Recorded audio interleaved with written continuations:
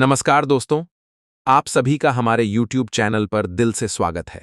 आशा है कि आपको हमारी कहानियां और नॉवेल नैरेशन काफी पसंद आ रहे होंगे। हम हमेशा कोशिश करते हैं कि आपके लिए और भी रोचक और दमदार कहानियां लेकर आएं। अगर आपको हमारी वीडियो पसंद आती है, तो वीडियो को लाइक करना और कमेंट करके अपनी राय जरूर बताना, क्योंकि आपका हर एक लाइक और हर एक कमेंट हमें और मेहनत करने और भी शानदार कहानियां आपके सामने लाने के लिए प्रेरित करता है। आप सभी के प्यार और समर्थन के लिए दिल से धन्यवाद। तो चलिए, अब शुरू करते हैं। अध्याय 176 ली क्विंकियू का नाम। रह चुकी भूमिगत गुफा के भीतर ली क्विंकियू अपने वस्त्रों को लहराते हुए स्वर्गीय इंद्रधनुषी तलवार को पकड़े हुए बिना किसी भय के पर्वत के समान विशालकाय प्राचीन देवता का सामना कर रहा था। चूजिंग तलवार की धार से बाहर निकला और अपने चेहरे पर भय का भाव लिए प्राचीन देवता को घूरने लगा। उसके दर्शन में प्राचीन देवता अंधकार में आधा छिपा हुआ था और उसकी दिखाई देने वाली आकृति का केवल एक हिस्सा ही 100 फीट ऊंचा था। उसके वृक्ष के तने पर बना प्राचीन चेहरा वृक्ष के 1/3 भाग को घेरे हुए था। लगभग 200 वर्षों के जीवन में उसने कभी ऐसा दुष्ट प्राणी नहीं देखा था। ये सोचकर उसकी रूह कांप जाती थी कि अतीत में जब भी वह झाओ जी के साथ अंतरंग होता था तो कोई दुष्ट शक्ति उसे अंधेरे में छिपकर देखती रहती थी और झाओ जी के साथ उसके बचकाने खेलों पर हंसती रहती थी। अंततः उसे अपनी मूर्खता का एहसास हुआ, लेकिन क्यू से मिले बिना भी उसकी असफलता निश्चित थी। ये दुनिया शक्ति या बल की नहीं, बल्कि असाधारण साधना की शक्ति की है। अकेले ही अजगर की गुफा में जाने का साहस, कितना साहसिक कदम। क्या आप किंगशियाओ संप्रदाय के नेता ली किंगकियू हैं? प्राचीन देवता की आवाज गूंज उठी, जो भूमिगत गुफा में एक दबी हुई गड़गड़ाहट की तरह गूंज रही थी। ली क्विंकियू नाम सुनते ही क्यूई त्यानक्वान का दिल एक पल के लिए धड़कना बंद हो गया। ली क्विंकियू का नाम आज पूरी दुनिया में प्रसिद्ध है। क्यूई परिवार के एकांतवास से बाहर आने से पहले ही क्यूई त्यानक्वान उन्हें जानते थे।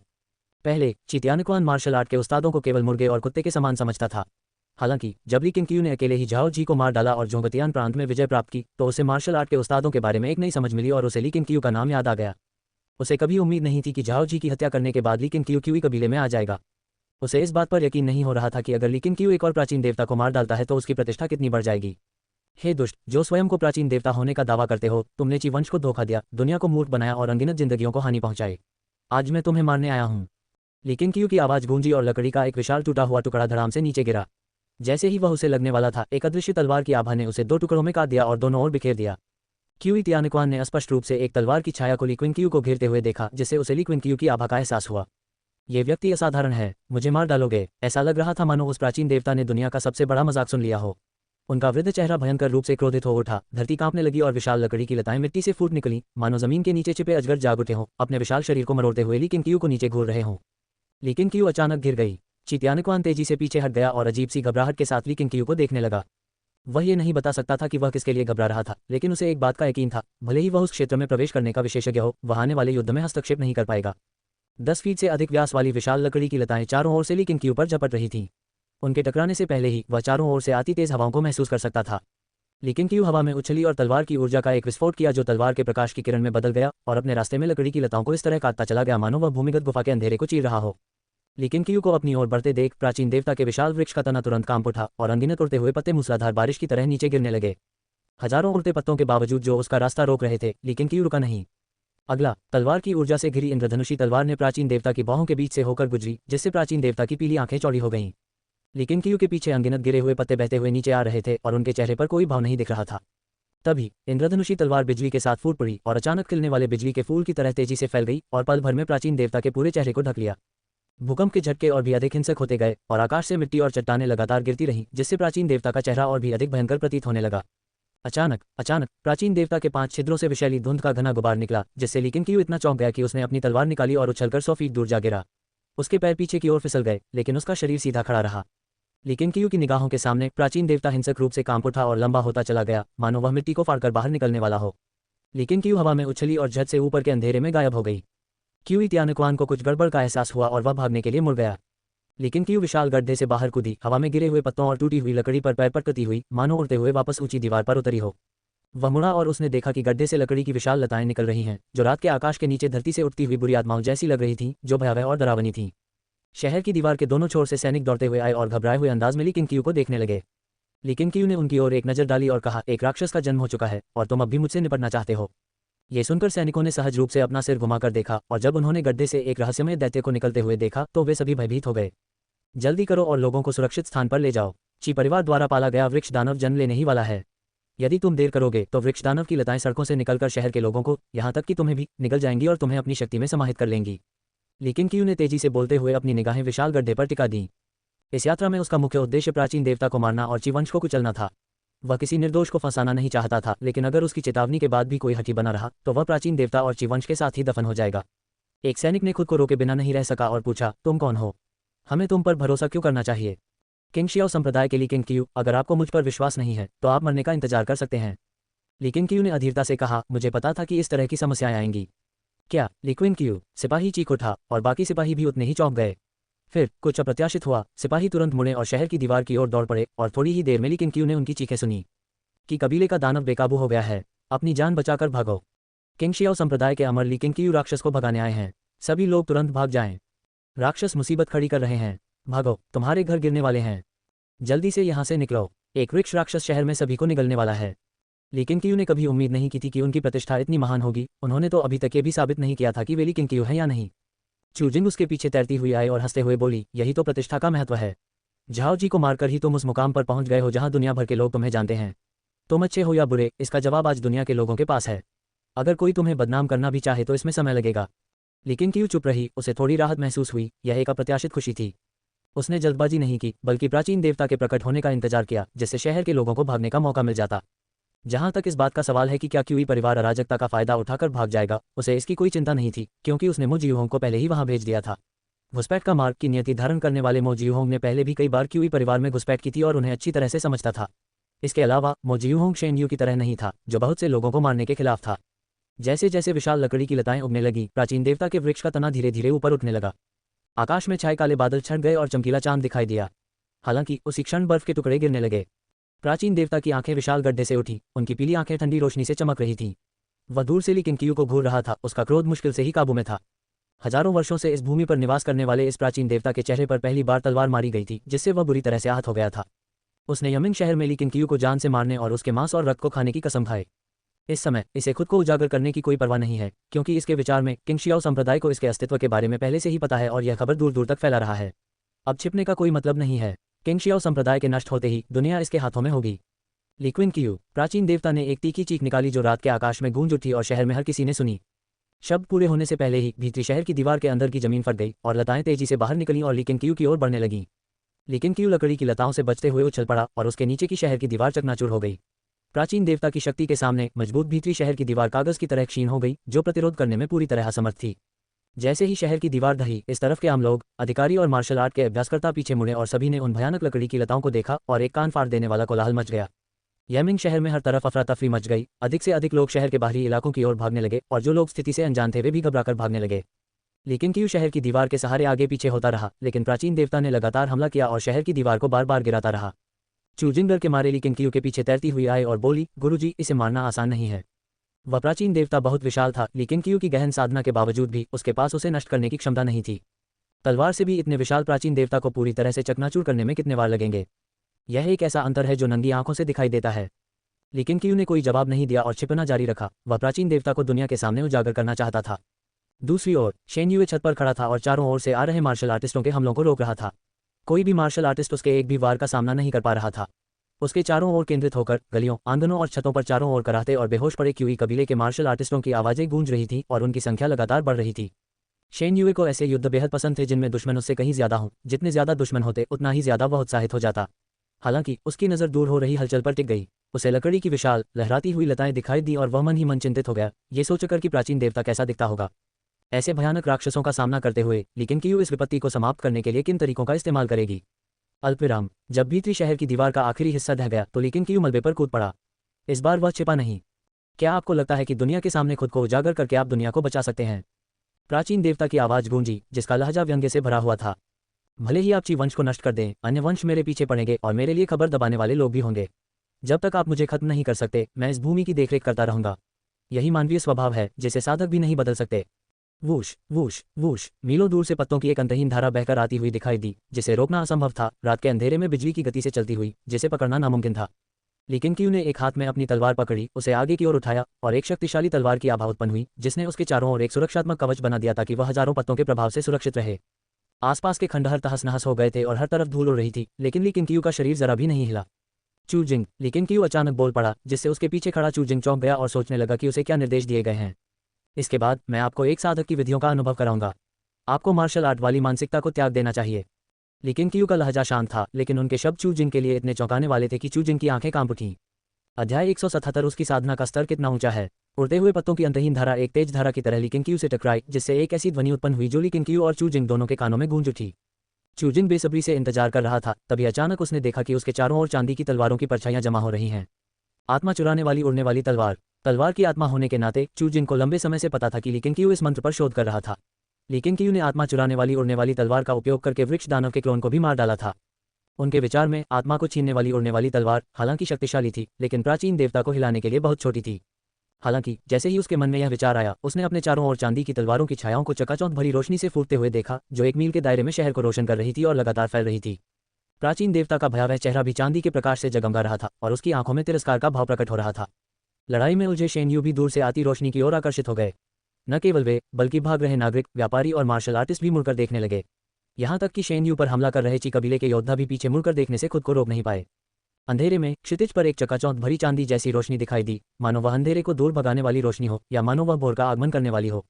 लेकिन क्यू के चारों ओर मौजूद आत्मा को छीनने वाली उड़ने वाली तलवारें लगातार चांदी की रोशनी उत्सर्जित कर रही थीं, जो अंततः उसके सिर के ऊपर एक विशाल चांदी की तलवार की छाया में परिवर्तित हो गईं और लगातार फैलती रहीं। इंद्रधनुषी तलवार उसके सामने स्थिर रही और लगातार उड़ते पत्तों को रोके रखा।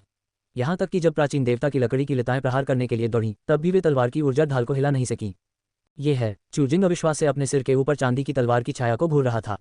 उसने पहली बार इतनी विशाल आदिम ऊर्जा का अनुभव किया था, मानो वह आदिम ऊर्जा के सागर का सामना कर रहा हो। लेकिन क्यू ने कभी भी अपनी असली ताकत नहीं दिखाई। यहाँ तक कि जब वह गुप्त रूप से आत्मा चुराने वाली उड़ने वाली तलवार का अभ्यास कर रहा था, तब भी उसने हमेशा खुद को संयमित रखा।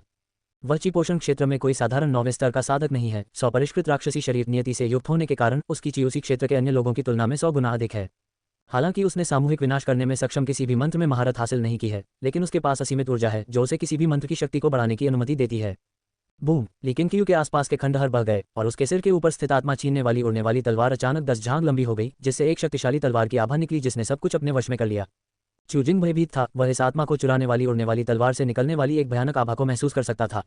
यदि मानव प्रेत या देवता होने की नियति वाला व्यक्ति ऐसा होता है, तो प्राचीन देवताओं के बारे में क्या कहा जा सकता है। प्राचीन देवता ने आत्मा को चुराने वाली उड़ती तलवार को देखा और सहज रूप से भयभीत हो गया। वह और भी हिंसक हो गई और अधिकाधिक लकड़ी की लताएं मिट्टी से निकलकर लीकेन क्यू पर आक्रमण करने लगीं। कई लताओं में नुकीले कांटे भी उगाए थे। लीकेन क्यू को बिल्कुल भी जल्दी नहीं थी। प्राचीन देवता की छाल बेहद कठोर थी, लेकिन उसकी कमजोरी भी स्पष्ट थी, उसे हिलाया नहीं जा सकता था। चूंकि इसे स्थानांतरित नहीं किया जा सकता है, इसलिए लीकेन क्यू के पास इसे हल करने के कई तरीके हैं। अगर तुमने अपना क्लोन न भेजा होता तो मैं सचमुच तुमसे निपटने की हिम्मत नहीं करता। लेकिन तुम अभी तक आध्यात्मिक चेतना के स्तर तक भी नहीं पहुंचे हो, फिर भी तुम मेरे इतने करीब आने की हिम्मत करते हो। लीकेन क्यू का चेहरा भावहीन हो गया था। वह मन ही मन सोच रही थी। वह लगातार आत्मा छीनने वाली उड़ने वाली तलवार में जीवनदायिनी ऊर्जा प्रवाहित करता रहा, साथ ही साथ प्राचीन देवता को पीड़ा भी पहुंचाता रहा। अपने शिष्य की हत्या करने के बाद वह प्राचीन देवता को इतनी जल्दी मरने कैसे दे सकता था। Boom boom boom! Night bright city की सड़कें फट गईं, लकड़ी की लताएं उग गईं और घर एक के बाद एक ढह गए, मानो कोई अत्यंत दुष्ट दानव बाहर निकल आया हो और पूरे शहर को खाई में खींच ले जाना चाहता हो। लीकेन क्यू की आंखें सिकुड़ गईं और उसके सिर के ऊपर मौजूद 10 झांग लंबी आत्मा छीनने वाली उड़ने वाली तलवार ने एक भयानक आभा उत्पन्न की। लगभग पलक झपकते ही आत्मा चुराने वाली उड़ने वाली तलवार एक चौंके हुए हंस की तरह तेजी से बाहर निकली। कुछ मील की दूरी पलक झपकते ही तय की जा सकती है। चू जिंग की निगाहें उसका पीछा करने के लिए समय ही नहीं पा सकीं। जब तक उसने सिर घुमाकर देखा, तब तक आत्मा छीनने वाली उड़ने वाली तलवार प्राचीन देवता के चेहरे में जा धंस चुकी थी।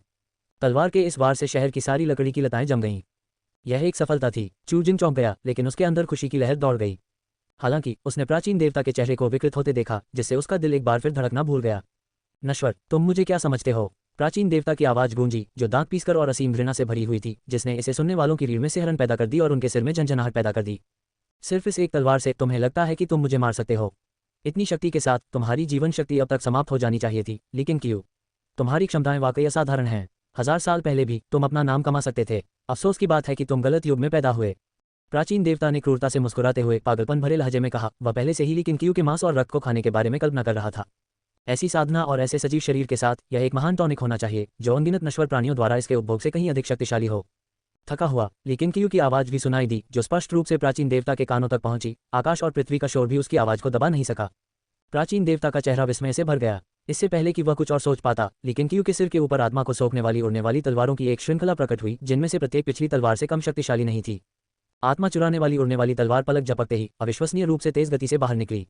एक के बाद एक आत्मा को छीनने वाली उड़ने वाली तलवारें प्राचीन देवता पर बरसती गईं, जिससे उसका विशाल शरीर बुरी तरह कांप उठा।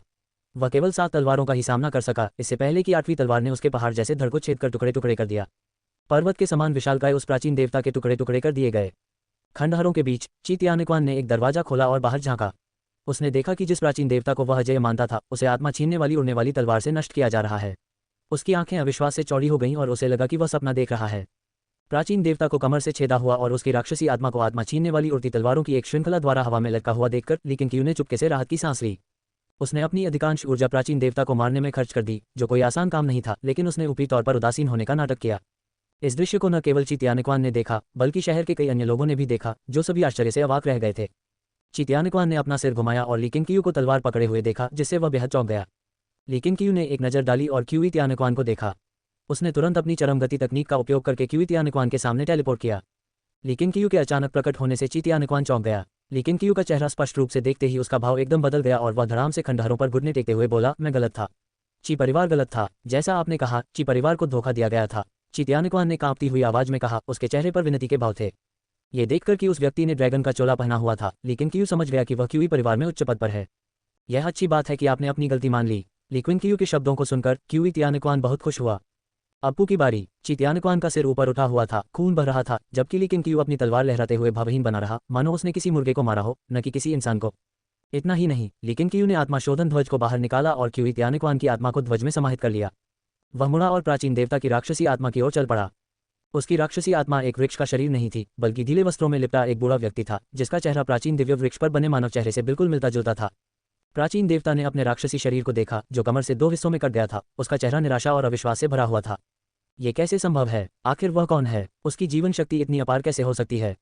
प्राचीन देवता इसे समझ नहीं पाए। उनके शरीर पर मौजूद आत्मा निकालने वाली उड़ने वाली तलवार ने अपनी शक्ति का प्रदर्शन शुरू कर दिया, उनकी राक्षसी आत्मा को पीड़ा पहुंचाई और उन्हें एक तीखी दहाड़ लगाने पर मजबूर कर दिया। दुर्भाग्यवश वे पहले ही मर चुके थे और उनकी आवाज़ जीवित लोगों तक नहीं पहुंच सकी। उसके पीड़ा भरे चेहरे को देखकर चूजिंग को एहसास हुआ कि आत्मा चुराने वाली उड़ने वाली तलवार में अभी भी एक ऐसी विनाशकारी शक्ति मौजूद है जिसकी वह कल्पना भी नहीं कर सकता। मार्शल आर्ट में मांसपेशियों, हड्डियों, त्वचा और मांस पर जोर दिया जाता है, जबकि अमरता का मार्ग आत्मा को नुकसान पहुंचा सकता है। चूजिंग ने मन ही मन सोचा। उसकी निगाहें ली केंगियू की ओर प्रशंसा से भरी हुई थीं। प्राचीन देवता से मिलने के बाद ली केंगियू पर उनका भरोसा डगमगा गया, लेकिन ली केंगियू ने दुश्मन को खत्म करने में हमेशा की तरह फुर्ती और निर्णायक भूमिका निभाई। वह आज भी पहले की तरह ही शक्तिशाली और पहले की तरह ही रहस्यमय है। ऐसे पंथ नेता के साथ किंग शियाओ पंथ का भविष्य असीम है। जैसे ही चूजिंग भावुक हो रही थी, जमीन कांपने लगी।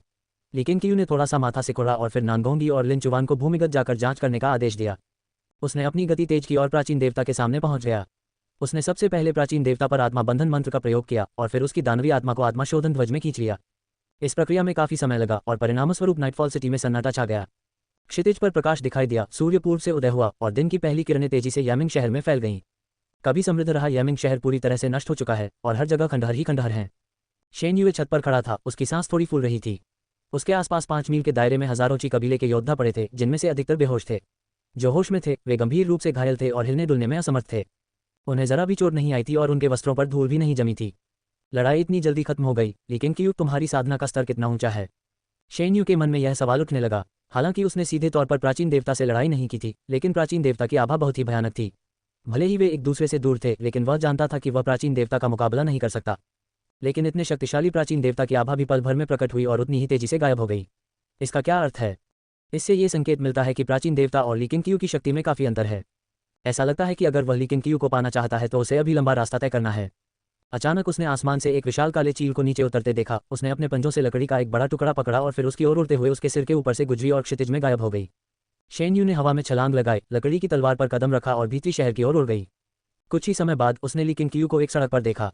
वह ली केंगियू के सामने आकर रुका और पूछा, क्या मामला सुलझ गया? मम्मा, ली केंगियू ने उत्तर दिया। उन्हें पूरा यकीन था कि प्राचीन देवता की मृत्यु हो चुकी है, लेकिन उन्हें यह नहीं पता था कि भूकंप के झटके अभी अभी क्यों आए थे। शेन यू ने मुस्कुराते हुए कहा, लगता है हम खुद को मूर्ख नहीं बनाएंगे।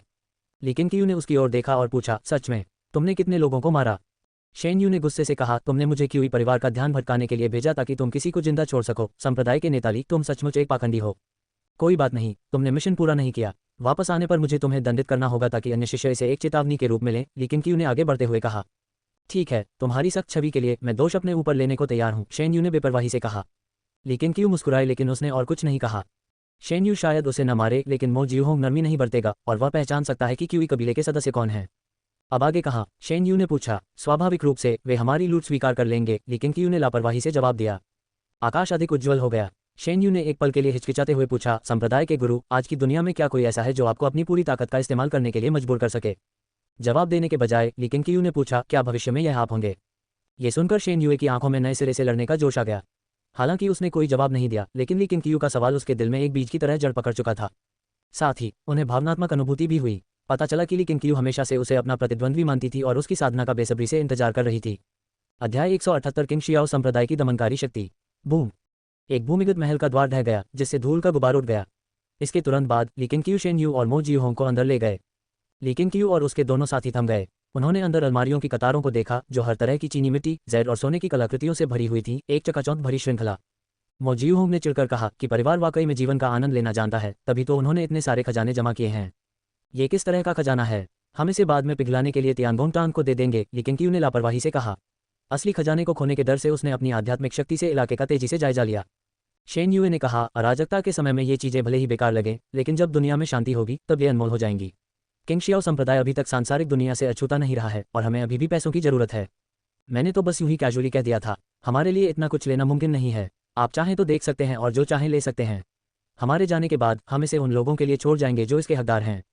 लेकिन क्यू ने जवाब दिया, फिर चारों ओर नजर डाली और कोई खजाना न देखकर तुरंत मुड़कर चली गई। क्यूई परिवार ने यामिंग शहर के नीचे एक जटिल भूमिगत शहर का निर्माण किया, जो उन्हें आराम से खोजबीन करने के लिए पर्याप्त था। जल्द ही वे तीनों अलग हो गए, लेकिन क्यू ने लिन चुवान और नानगोंगी की मदद से मूल्यवान भूमिगत महल और घर खोज निकाले और कुछ फंसे हुए लोगों को भी बचाया। लोगों की कृतज्ञतापूर्ण पूछताछ का सामना करते हुए उन्होंने न तो अपने गुणों और प्रसिद्धि को छिपाया और न ही अपनी पहचान उजागर की। लेकिन क्यू सांसारिक संपत्तियों के प्रति पूरी तरह से उदासीन नहीं थे। वह अपने थैले में कुछ स्पष्ट रूप से मूल्यवान वस्तुएं भी रखते थे। बाहर आने से पहले उसने अपना सामान रखने वाला थैला खाली कर दिया, ताकि वह अपना लूटा हुआ सामान पैक कर सके। अल्पविराम। सर्दियों की बर्फ पहाड़ों और जंगलों को ढक लेती है और पहाड़ों के भीतर गहराई में स्थित किंगशिया गेट की चिमनियों से धुएं के हल्के गुबार उठते हैं। कियू दाहू अपने छोटे भाइयों और बहनों के साथ आंगन की सफाई कर रहा था, जबकि संप्रदाय का नेता जोहुया घर के अंदर अपने कौशल का अभ्यास कर रहा था। क्या मैं पूछ सकता हूं कि किंगशिया संप्रदाय के नेता यहाँ मौजूद हैं? आंगन से एक आवाज आई, जिससे किंगशिया संप्रदाय के शिष्यों ने मुड़कर देखा। उन्होंने नीले रंग के एक समान वस्त्र पहने लोगों के एक समूह को बर्फ पर चलते देखा। उनमें से प्रत्येक का स्वभाव असाधारण था, पुरुष आकर्षक थे और महिलाएं शांत थीं। कियू दाहू और अन्य युवक युवतियां दंग रह गए।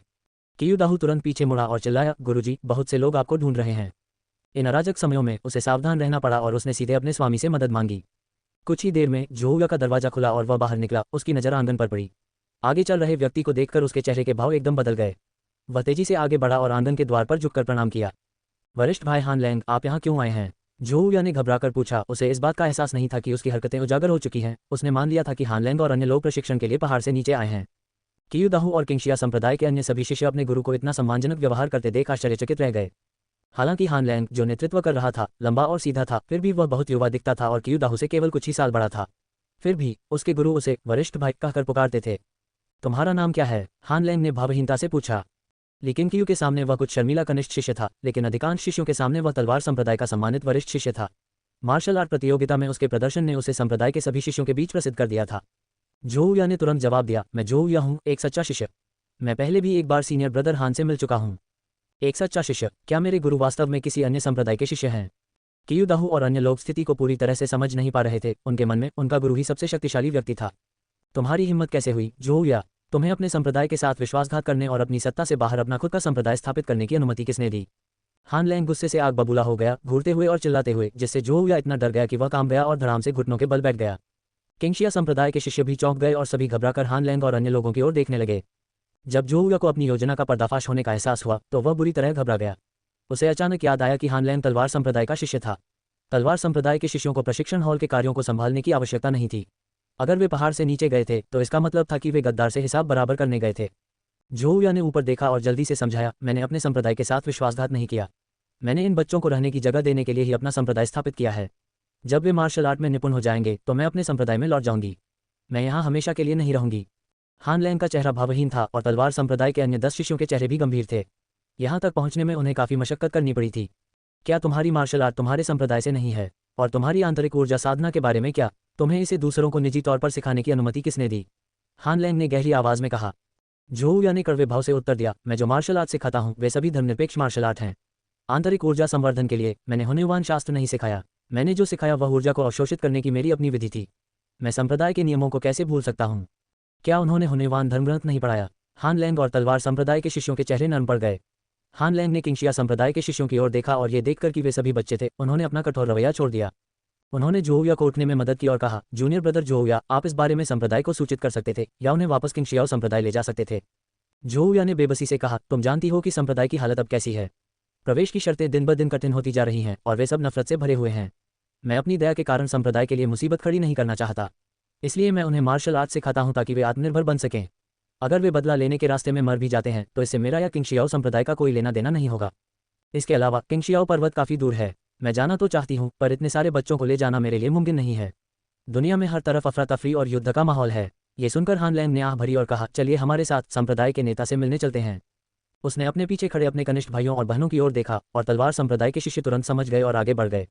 जोहुया घबरा गया था, उसे लगा कि वे उसे चुप कराने के लिए मार डालेंगे, लेकिन बाद में पता चला कि वे केवल ये जांच कर रहे थे कि बच्चे हुनवान शास्त्र का अभ्यास कर रहे हैं या नहीं। इसमें कोई आश्चर्य की बात नहीं है कि जोहुया बहुत ज़्यादा सोच रही है। किंगशियाओ संप्रदाय ने समस्या की जड़ को खत्म करने जैसे कई काम किए हैं। जोहुया ने हान लैंग की ओर मुड़कर देखा और खुद को रोक नहीं पाए और पूछा, वरिष्ठ भाई हान लैंग, मुझे कोई और शिष्य नहीं मिला। नहीं, मैं वापस गई हूँ। आपको इसके बारे में कैसे पता चला? हान लैंग ने गुस्से से कहा, मुझे संप्रदाय प्रमुख ने भेजा है। उन्होंने कहा कि कुछ शिष्यों ने बिना अनुमति के अपने संप्रदाय स्थापित कर लिए हैं, जिससे मुझे बहुत गुस्सा आया। छोटे भाई, भविष्य में ऐसा मत करना। संप्रदाय प्रमुख पुनर्जन्मित अमर हैं, भले ही वे तुम्हारे साथ न हो, संप्रदाय के नियमों का उल्लंघन करने पर उन्हें जरूर पता चल जाएगा। ये सुनकर कि संप्रदाय के नेता ने तलवार संप्रदाय के एक शिष्य को भेजा है, जोहुया को पसीना आ गया। उसे अचानक एहसास हुआ कि किंगशियाओ संप्रदाय द्वारा स्वयं को साधना संप्रदाय घोषित करना कोई अतिशयोक्ति नहीं थी। अभी अभी संप्रदाय के नेता की क्षमताओं ने उसे अंदर तक झकझोर दिया था, उसकी समझ से परे था और उसके मन में एक स्थायी भय भर दिया था। कुछ समय बाद तलवार संप्रदाय के शिष्यों ने पुष्टि की कि कियुदाहु और अन्य बच्चों में हुनवान शास्त्र का अभ्यास करने के कोई लक्षण नहीं दिखे और फिर हान लैंग जोहुया के साथ चले गए। मालिक, किंगशिया संप्रदाय के शिष्यों ने तुरंत उनका पीछा किया। जोहुया रुक गई और मुस्कुराते हुए उनकी ओर देखा, चिंता मत करो, मैं बस अपने संप्रदाय में लौट रही हूँ। याद रखना, तुम्हारी मार्शल आर्ट की उत्पत्ति किंगशियाओ संप्रदाय से हुई है।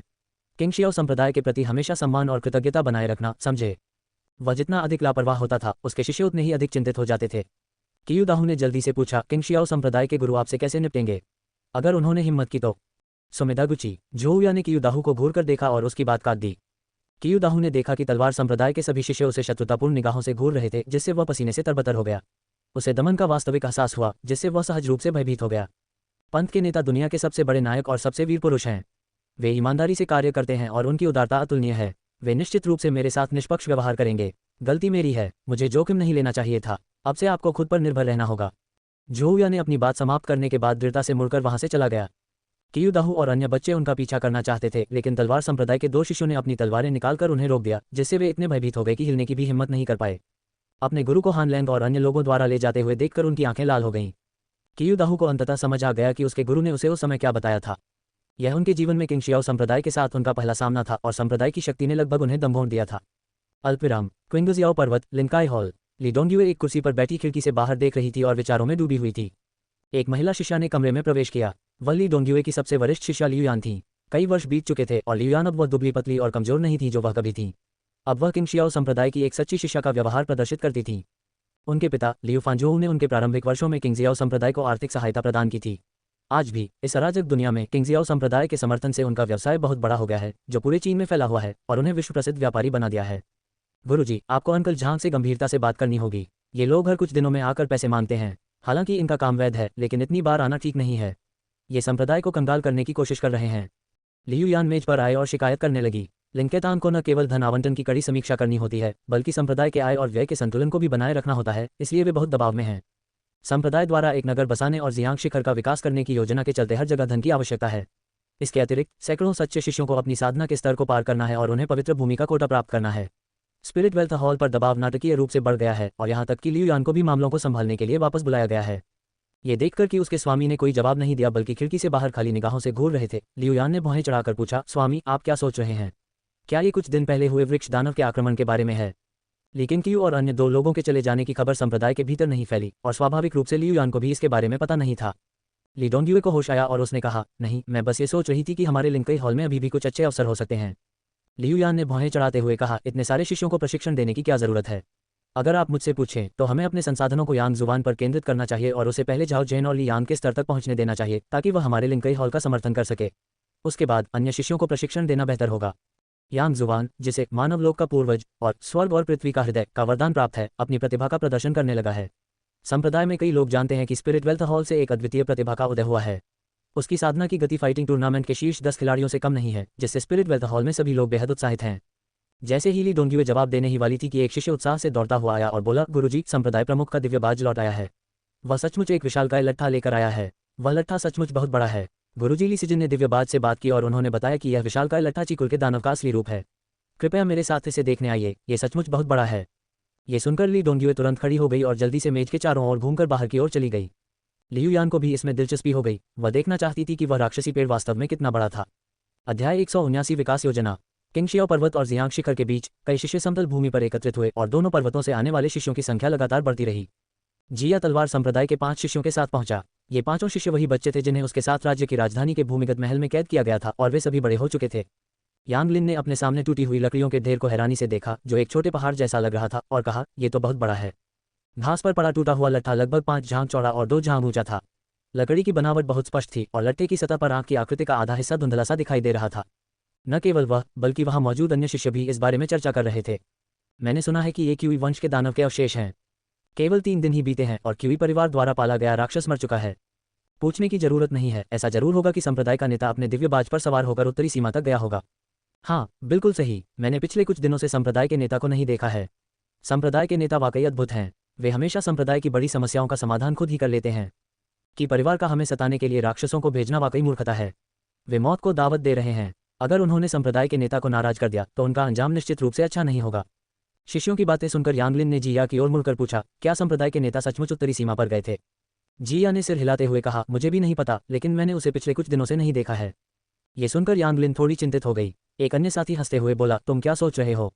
क्या इस दुनिया में कोई ऐसा प्रतिद्वंदी है जिसे संप्रदाय का नेता हरा न सके? इसके अलावा लकड़ी के इस टूटे हुए टुकड़े का दिखना यह दर्शाता है कि संप्रदाय के नेता ने युद्ध समाप्त कर लिया है, लेकिन उन्हें लौटने में समय लगेगा। ये सुनकर यांगलिन को लगा कि बात समझ में आ गई है और उसके चेहरे पर फिर से मुस्कान आ गई। पास ही में झाओ जैन, युआन ली और तीनों शियाओ भाई भी मौज मस्ती में शामिल होने के लिए आ गए। उनके आने से शिष्यों को उनके लिए रास्ता बनाना पड़ा।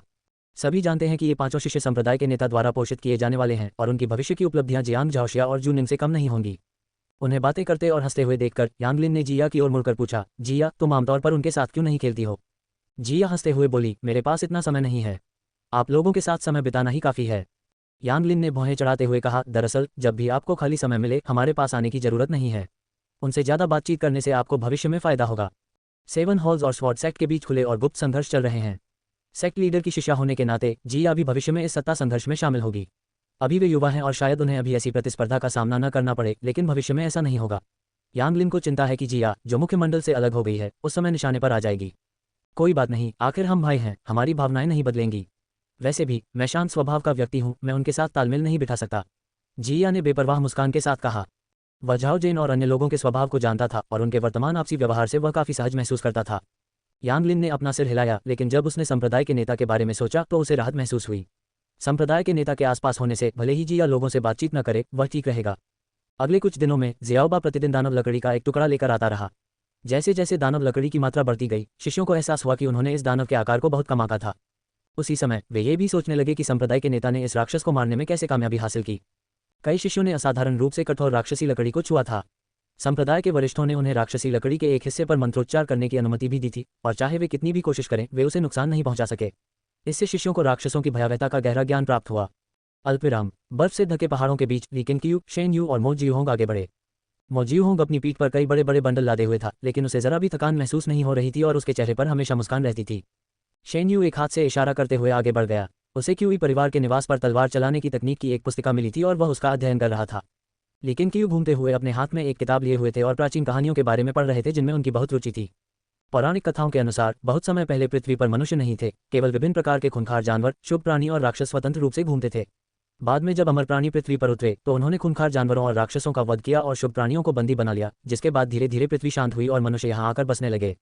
लेकिन क्यू को 9 प्रांतों की साधना परंपराओं में हमेशा से बहुत रुचि रही है। अतीत के साधक वहां से क्यों चले गए? वे क्या छिपा रहे थे? इन सवालों के जवाब उन्हें देर सवेर मिल ही जाएंगे। जीववंश की किंवदंतियों के अनुसार एक बार इस भूमि पर एक विपत्ति आई थी और विभिन्न संकेत बताते हैं कि वास्तव में किसी प्रकार की तबाही हुई थी। लेकिन क्यू को लगा कि आपदा के लिए पहले से तैयारी करना आवश्यक है। लौटने के बाद उन्होंने संरचनाओं और जादुई कलाकृतियों पर ध्यान केंद्रित करने की योजना बनाई। उसने प्राचीन देवता के शव को पहले ही कई टुकड़ों में काट दिया था और शियाओबा को उन्हें ले जाने का आदेश दिया था। ऐसी कठोर लकड़ी जादुई कलाकृतियां बनाने के लिए निश्चित रूप से उपयुक्त थी।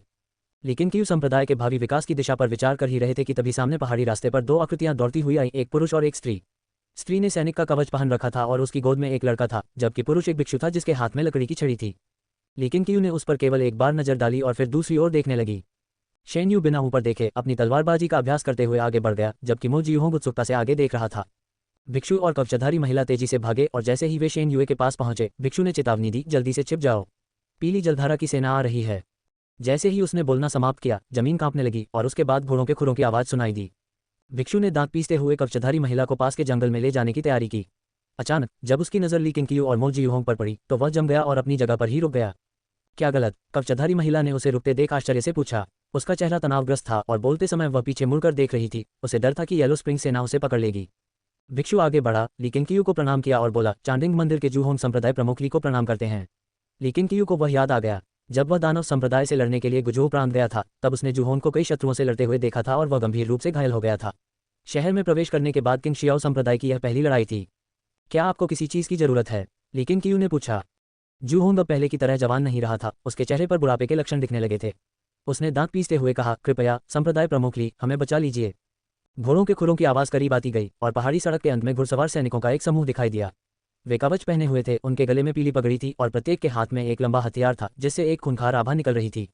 जूहोंग ने उसकी ओर एक नजर डाली, फिर ली किंग की ओर मुड़कर जल्दी से कहा, पंत प्रमुख ली, मेरे बगल में बैठी महिला मैडम जू हैं, जो लिजुआन ली वंश के जनरल ली युजोंग की पत्नी है।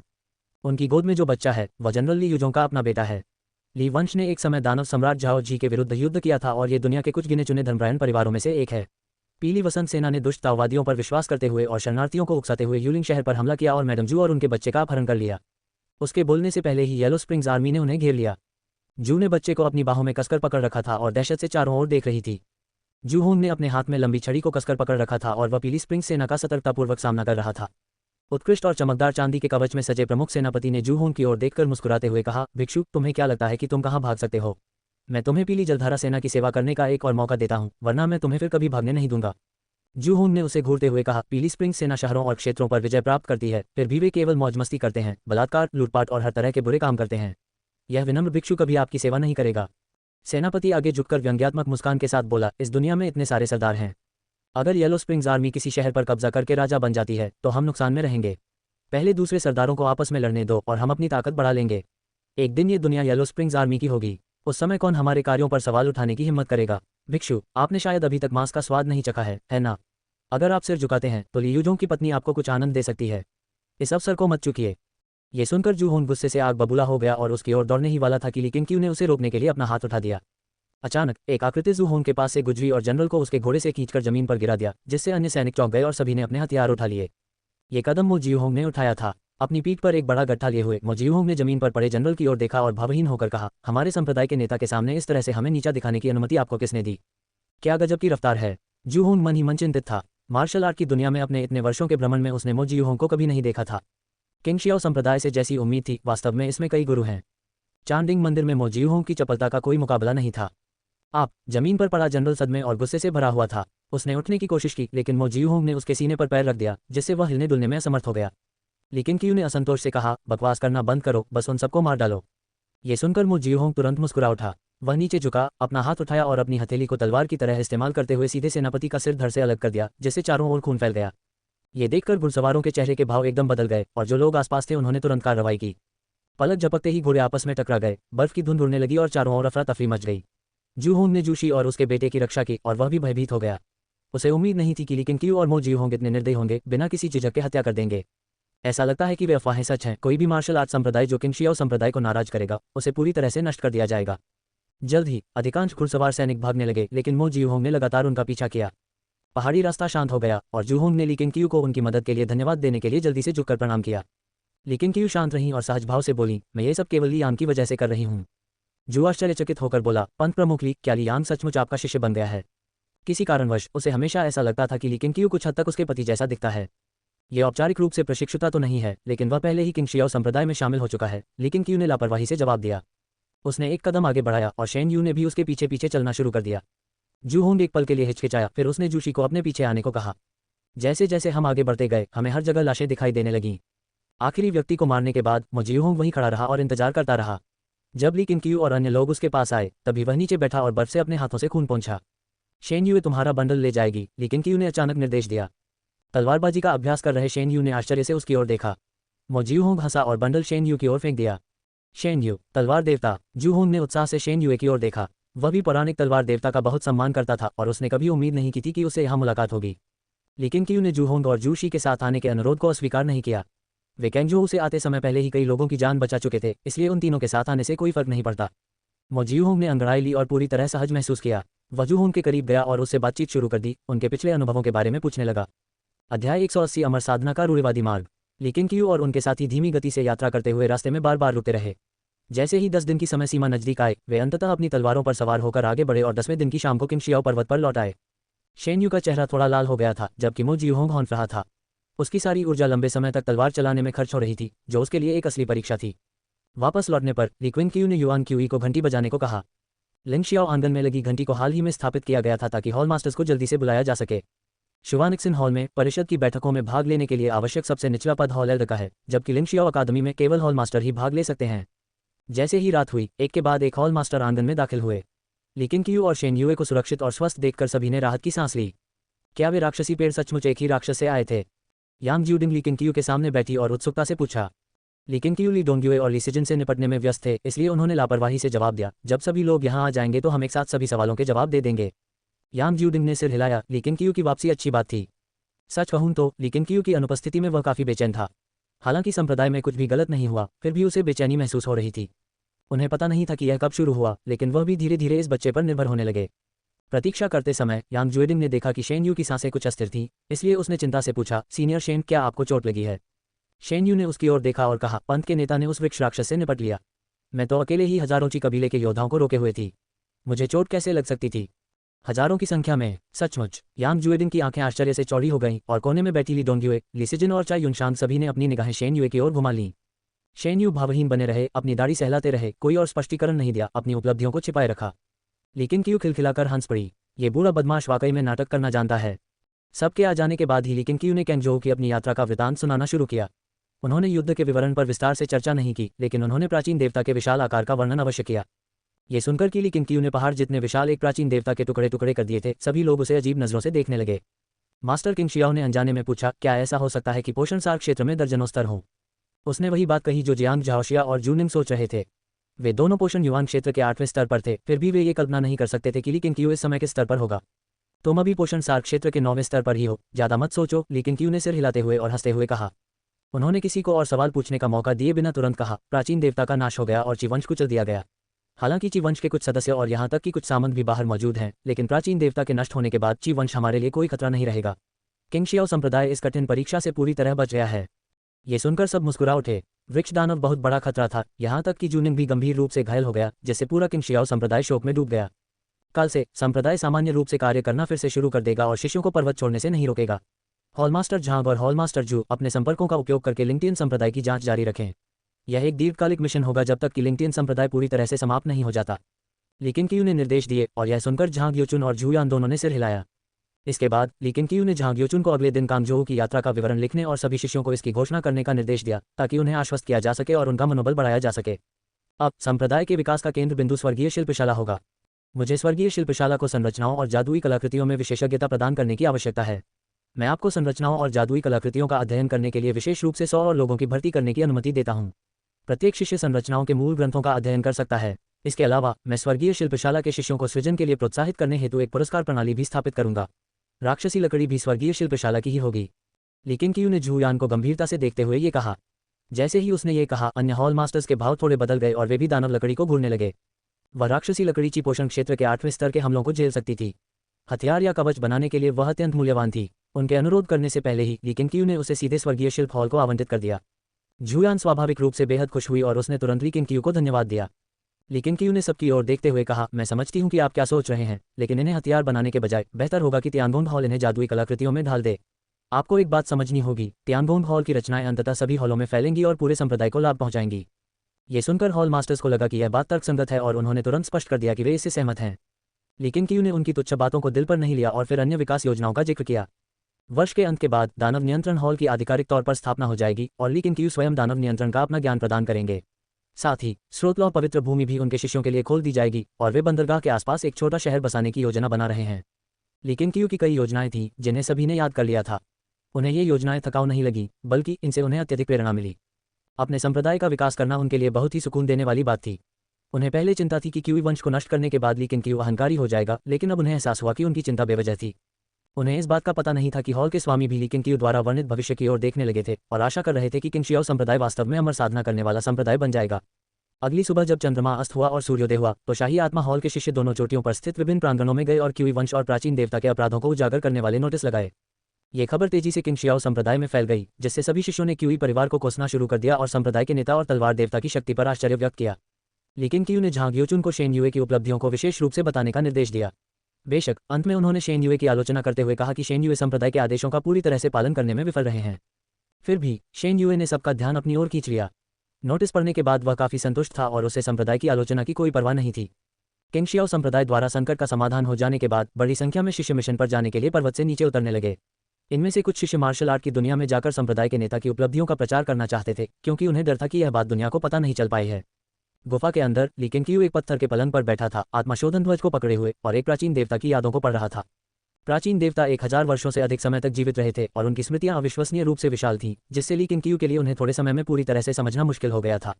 ली किंग क्यू ने अपनी आध्यात्मिक चेतना वापस ले ली और राहत की सांस ली। जब से ची वंश का प्राचीन देवताओं से संपर्क हुआ है, तब से वे किसी भी अधिक शक्तिशाली शक्तियों के साथ शामिल नहीं हुए हैं। उस समय क्यूई परिवार का पतन हो रहा था और प्राचीन देवता गहरे पहाड़ों में फंसे हुए थे। दोनों पक्षों ने एक दूसरे की मदद की। लेकिन क्यू को आंखें खोलते देख नानगोंगी उसके करीब झुककर बोली, गुरुजी, क्या उस वृक्ष दानव के पास अभी भी कुछ और चालें बाकी हैं? उस दिन लेकिन क्यू द्वारा प्राचीन देवता को मारने के बाद धरती हिल उठी।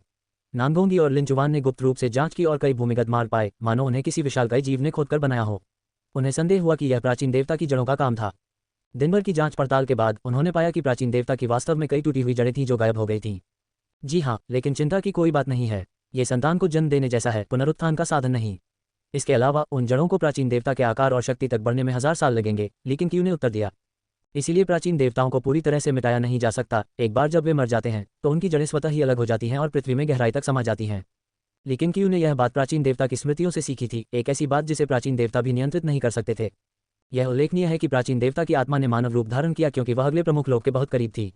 ये पोषण सार लोक के 9वें स्तर के समतुल्य थी, आध्यात्मिक चेतना लोक से मात्र एक कदम दूर। लेकिन यही एक कदम दूर होने की वजह से कई वर्षों तक इसमें ठहराव आ गया। लेकिन क्यू ने अनुमान लगाया कि इसके सफल न हो पाने का कारण यह था कि इसके पास ऐसा करने की कोई विधि नहीं थी। वह अलग थे। ताइकिंग हुनेवान धर्मग्रंथ में सफलता प्राप्त करने की विधि दर्ज है, लेकिन इसके लिए केवल एक उपयुक्त अवसर की आवश्यकता होती है। लेकिन क्यू की यह बात सुनकर नानगोंगी को पूरी तरह से राहत मिली।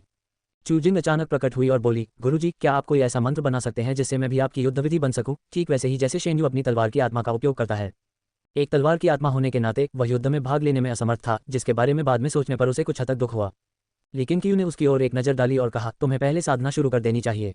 बाद में मैं ये सुनिश्चित कर दूंगी कि तुम्हें जो चाहिए वह मिल जाए। धन्यवाद गुरुजी। चूजिंग ने कृतज्ञतापूर्वक झुककर प्रणाम किया। नानगोंगी और लिनचुवान भी तैरते हुए आए और लेकिन क्यू से मदद मांगी, क्योंकि वे भी युद्ध में अधिक भूमिका निभाना चाहते थे। लेकिन क्यू ने दोनों की बात मान ली और कहा कि वह बाद में उपयुक्त मंत्र बनाने के बारे में सोचेगा। अल्पविराम। क्यूई परिवार में 1000 साल पुराना वृक्ष दानव प्रकट हुआ है और किंग शियाओ संप्रदाय के गुरु उस दानव का वध करने के लिए उत्तर की ओर प्रस्थान करते हैं। इस खबर से कांगझोऊ में दहशत फैल गई और फिर यह वेजोऊ, बेलियांगझोऊ और जोंगतियांगझोऊ तक पहुंच गई।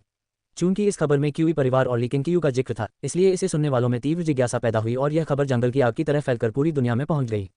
जैसे जैसे साल खत्म होने वाला है, हान लैंग और तलवार संप्रदाय के अन्य शिष्य जोहुया को वापस ले आए। लेकिन क्यू के सामने जोहुया घुटनों के बल बैठ गया और रोते हुए अपने कारनामों का ब्यौरा दिया। ये सुनकर कि जोहुया हुनेवान शास्त्र नहीं बल्कि स्वयं द्वारा निर्मित साधना पद्धति का प्रसार कर रही थी, लेकिन क्यू का चेहरा नरम पड़ गया। इसमें कोई आश्चर्य नहीं कि संकेत में कहा गया था कि इस मामले का संप्रदाय के लिए गहरा महत्व है। किंग शियाओ संप्रदाय मूल रूप से मानव जगत के दाव पूर्वज यान हुआन की भूमिका निभा रहा था। लेकिन क्यू भी इस मामले पर गंभीरता से विचार कर रही थी। उन्हें लगा कि ऐसी चीजों को रोका नहीं जा सकता और एक दिन अन्य साधना संप्रदाय और परिवार उठ खड़े होंगे, जिससे उनके लिए किंग शियाओ संप्रदाय की स्थिति को खतरा पहुंचाना मुश्किल हो जाएगा। भले ही इसे पूरी तरह से खत्म न किया जा सके, लेकिन क्यू को उम्मीद है कि इस प्रवृत्ति की गति को यथासंभव धीमा किया जा सकेगा। तुम्हारे नेक इरादों को देखते हुए तुम्हें मृत्युदंड से बख्शा जा सकता है, लेकिन तुम सजा से नहीं बचोगे। अगले 3 वर्षों तक तुम्हें एक साधारण शिष्य के पद पर पदावनत कर दिया जाएगा और तुम्हें संप्रदाय छोड़ने की अनुमति नहीं होगी। लेकिन क्यू ने जोहुया को घूरते हुए कहा। यह सुनकर जोहुया बेहद प्रसन्न हुई और उसने तुरंत ही किंग क्यू को धन्यवाद दिया। आभार व्यक्त करने के बाद जोहुया ने सावधानीपूर्वक पूछा, मेरे जो शिष्य बाहर हैं उनका क्या होगा? लेकिन क्यू ने उसे घूरते हुए चिड़चिड़ा कर कहा, क्या तुम्हें लगता है कि मैं कोई खून की प्यासी इंसान हूं जिसे सबको मारना ही है? जोहुया ने राहत की सांस ली और वह बेहद भावुक हो गया। उसने अपने शिष्य की ओर से ली किंग क्यू को फिर से धन्यवाद दिया। एक तरफ खड़े हान लैंग को भी ली किंग क्यू के प्रति प्रशंसा का भाव था। अगर वह संप्रदाय का नेता होता तो शायद वह इतना उदार न हो पाता। मैं किसी से इसे लिखवाकर प्रत्येक अकादमी में शिष्यों के लिए एक चेतावनी के रूप में लगा दूंगा। आपको भविष्य में आलोचना का सामना करना पड़ सकता है, इसलिए तैयार रहें। लेकिन क्यू ने जोहुया को घूरते हुए आगे बताया कि उसने ऐसा 2 कारणों से किया। पहला, उसे चेतावनी देने के लिए, और दूसरा, एक बीज बोने के लिए, ताकि यदि भविष्य में किंगशिया संप्रदाय वास्तव में विकसित हो तो शिष्य इस घटना को याद रखें और जान लें कि किंगशिया संप्रदाय की साधना पद्धतियां किंगशियाओ संप्रदाय से उत्पन्न हुई हैं। भविष्य में दुनिया चाहे जैसे भी विकसित हो जाए, किंगशियाओ संप्रदाय को साधना के रूढ़िवादी मार्ग पर ही चलना होगा। दुनिया में किसी भी संप्रदाय या परिवार को हुनयुआन शास्त्र का अभ्यास करने की अनुमति नहीं है। यदि इसका पता चल गया तो उन्हें पूरी तरह से नष्ट कर दिया जाएगा। बेशक ये और भी बेहतर होगा यदि किंगशियाओ संप्रदाय पूरे 9 प्रांतों में एकमात्र साधना संप्रदाय हो। अध्याय 181 प्रथम शरीर साधक। वसंत उत्सव के आगमन के साथ ही किंगशियाओ पर्वत और जियांग शिखर को लालटेन और रंगीन सजावटों से सजाया जाता है, जिससे एक जीवंत और उत्सवपूर्ण वातावरण बनता है। जोहुया के अपने संप्रदाय की स्थापना के निर्णय ने संप्रदाय में काफी हलचल मचा दी। कई शिष्यों का मानना था कि यदि जोहुया ने ये नेक उद्देश्य से न किया होता तो उनका भाग्य साधारण शिष्य के पद पर पदावनत होने से कहीं अधिक कठोर होता। साथ ही इससे ये भी पता चलता है कि संप्रदाय के नेता में अभी भी वीरता की भावना शेष थी। त्योहार के दिन लियांग वापस लौट आया। क्यूई परिवार के नष्ट हो जाने और लिंगटियन संप्रदाय के समाप्त हो जाने के बाद लियांग स्वाभाविक रूप से अब ली परिवार की रक्षा नहीं करेगा। वह लिंगशियाओ आंगन में गया और लीकेन क्यू से अकेले में बात की। संप्रदाय के गुरुजी, मेरे चचेरे भाई की पत्नी और बच्चों को बचाने के लिए आपका धन्यवाद। लियांग ने लीकेन क्यू के चेहरे के भावों को देखते हुए सबसे पहले बात की। लीकेन क्यू और उनके 2 साथियों द्वारा जूहोंग और उनकी माता जू को शहर लाने के बाद वे अलग हो गए। ली के शिष्य दुनिया भर के शहरों में फैल गए थे और जब तक वे शत्रु शहरों में प्रवेश नहीं करते वे निश्चित रूप से सुरक्षित लौट आएंगे।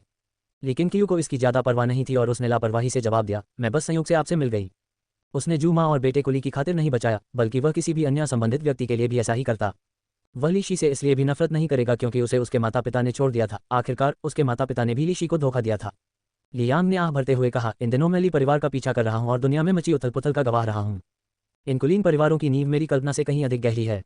मुझे तो ये भी संदेह है कि उन्होंने इस उथल पुथल का पूर्वाभास कर लिया था और पहले से ही हथियार और रसद तैयार कर रखी थी। वैसे मेरा चचेरा भाई ली युजोंग कोई साधारण व्यक्ति नहीं है। इतनी कम उम्र में ही वह सेनापति बन चुका है और 30,000 सैनिकों का नेतृत्व कर रहा है। मुझे लगता है कि अगर वह अमरता की साधना करे तो उसकी प्रतिभा मुझसे कम नहीं होगी। लेकिन क्यू ने उसकी निगाहों को भांपते हुए चिड़चिड़ा कर कहा, अगर कुछ कहना है तो साफ साफ कह दो। लियांग एक पल के लिए हिचकिचाया और बोला, दरअसल ली युजोंग आपका छोटा भाई है। आपने अपनी भाभी और भतीजे की जान बचाई। उसे लगा कि लेकिन क्यू को उसके अतीत के बारे में पहले से ही पता था, इसीलिए उसने सीधे तौर पर इसका खुलासा कर दिया। लेकिन क्यू ने शांत भाव से कहा, नहीं, कोई और विचार मन में मत लाओ और दूसरों के लिए आवाज मत उठाओ। लियांग ने तुरंत समझाया, बेशक मैं किसी को नहीं बताऊंगा, लेकिन कबीले के कुछ बुजुर्गों को इसका अंदाजा हो गया है और वे भविष्य में आपको परेशान करने आ सकते हैं। बेहतर होगा कि तुम उन्हें मेरे लिए रोक दो। अगर मुझे गुस्सा आया तो मुझे ली परिवार को गायब करने में कोई आपत्ति नहीं होगी। लेकिन क्यू ने गंभीरता से कहा। लियांग असहज और कुछ हद तक असमंजस में महसूस कर रही थी। लेकिन क्यू ने आगे कहा, तुम्हारे साथ मेरा व्यवहार ये दर्शाता है कि मैंने अतीत को भुला दिया है। अगर भविष्य में ली परिवार के कोई होनहार शिष्य अमृतत्व की साधना के लिए किंगशियाओ संप्रदाय में आना चाहें तो वे आ सकते हैं। लेकिन अगर कोई मुझसे टूटे हुए रिश्ते का इस्तेमाल करके मुझे मनाने की कोशिश करेगा तो मुझे स्वयं उनकी उम्मीदों पर पानी फेरना पड़ेगा। लियांग, अब जब तुम्हें इस बारे में पता चल गया है तो ली परिवार के लालच को रोकना तुम्हारी जिम्मेदारी है। अगर तुम ऐसा करने में असफल रहे और भविष्य में ली परिवार मेरे हाथों बर्बाद हो गया तो ये तुम्हारी गलती होगी। लेकिन क्यू द्वारा इतनी स्पष्टता से बात समझाए जाने पर लियांग ने तुरंत गहरी सांस ली और कहा, मुझे पता है कि क्या करना है। फिर लेकिन क्यू ने विषय बदल दिया और उसकी साधना की प्रगति के बारे में पूछताछ की। लियांग ने मार्शल आर्ट चैंपियन का दर्जा और युद्ध के मैदान में लड़ने का अपना आदर्श त्याग दिया है और अब अमरता प्राप्त करने पर ध्यान केंद्रित कर रहा है। इससे लेकिन क्यू बहुत संतुष्ट है और आशा करता है कि लियांग जल्दी परिपक्व हो जाए और भविष्य में अधिक जिम्मेदारियां संभाले। लियांग के जाने के बाद लेकिन क्यू ने आंगन की दीवार के कोने में उगी घास की एक कोमल पत्ती को देखा। मुझे उम्मीद है कि अब से हालात अधिक शांतिपूर्ण होंगे। लेकिन क्यू ने मन ही मन बुदबुदाते हुए कहा, किंगशियाओ संप्रदाय को अब समय चाहिए। मुझे 10 साल और दीजिए और मुझे पूरा विश्वास है कि मैं किंगशियाओ संप्रदाय को एक नए मुकाम पर ले जा सकता हूँ। अल्पविराम। नए साल की पहली प्रमुख घटना दानव नियंत्रण हॉल की आधिकारिक स्थापना थी, जिसने किंगशियाओ संप्रदाय को 7 हॉलों से 8 हॉलों में बदल दिया। फरवरी की शुरुआत में दानव नियंत्रण हॉल के सभी शिष्य दानव नियंत्रण हॉल के प्रशिक्षण मैदान में पहुंचे और एकत्रित हुए। 100 शिष्य 2-3 के समूहों में बातें कर रहे थे। सभी अपने संप्रदाय के नेता और हॉल मास्टर के आगमन को लेकर उत्साहित थे। चेंग शियू और उसका भाई, जिसने एक बार ली सिफेंग की जान बचाई थी, भी वहां मौजूद थे।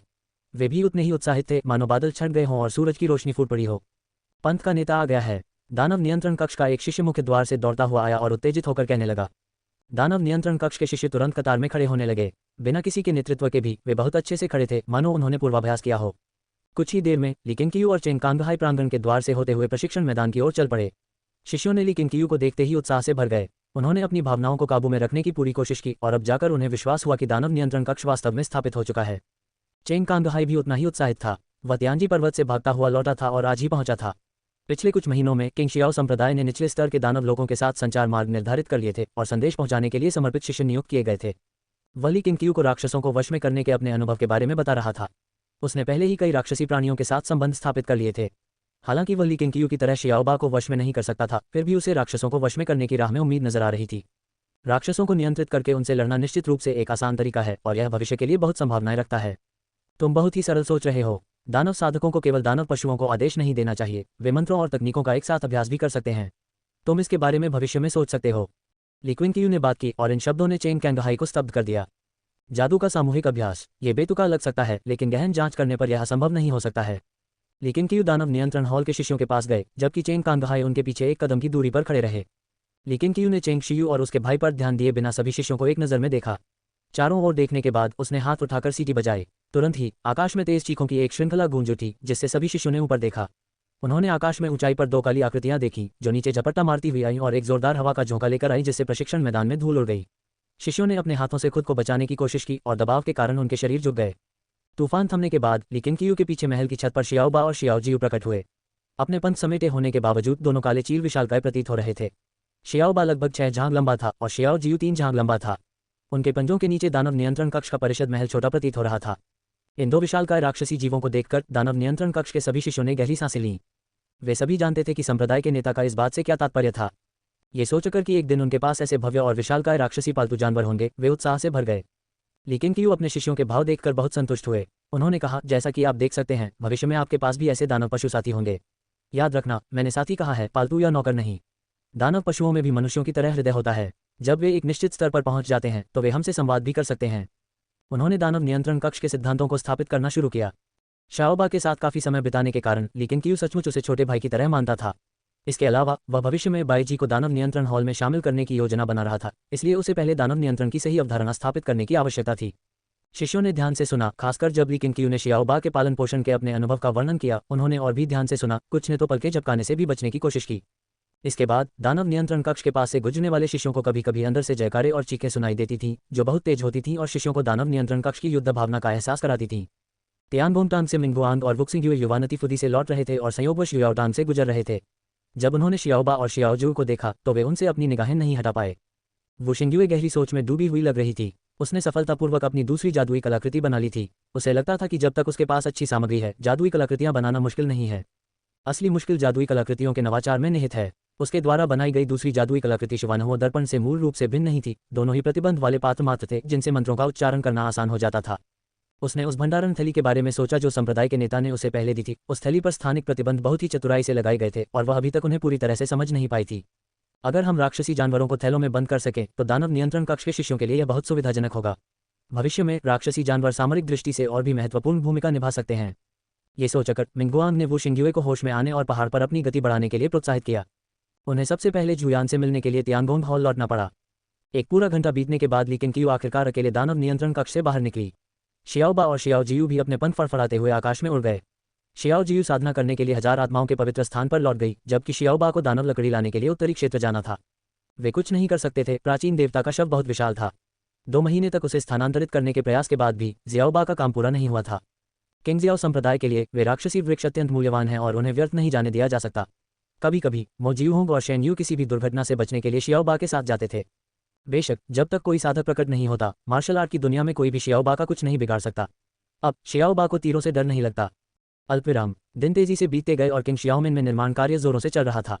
कुछ लोग शहर बसा रहे थे, कुछ आंगन और मंडप बना रहे थे और कुछ खेतों में खेती कर रहे थे। हर जगह चहल पहल थी। लेकिन क्यू अपना अधिकांश समय अपनी साधना में ही व्यतीत करता था। प्राचीन देवता को पराजित करने के बाद भी वह आध्यात्मिक चेतना के स्तर तक पहुंचने के लिए उत्सुक था।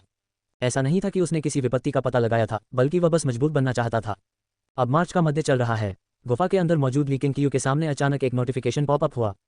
चूंकि यह पहली बार है जब किंग शियाओ संप्रदाय के किसी शिष्य ने देह साधना प्राप्त की है, जिससे संप्रदाय के विकास की संभावनाएं और बढ़ गई हैं, इसलिए आपको एक सौभाग्यशाली अवसर प्राप्त हुआ है। लेकिन क्यू ने आंखें खोली। क्या उसने शारीरिक साधना प्राप्त कर ली थी? उन्हें तुरंत सुखद आश्चर्य हुआ।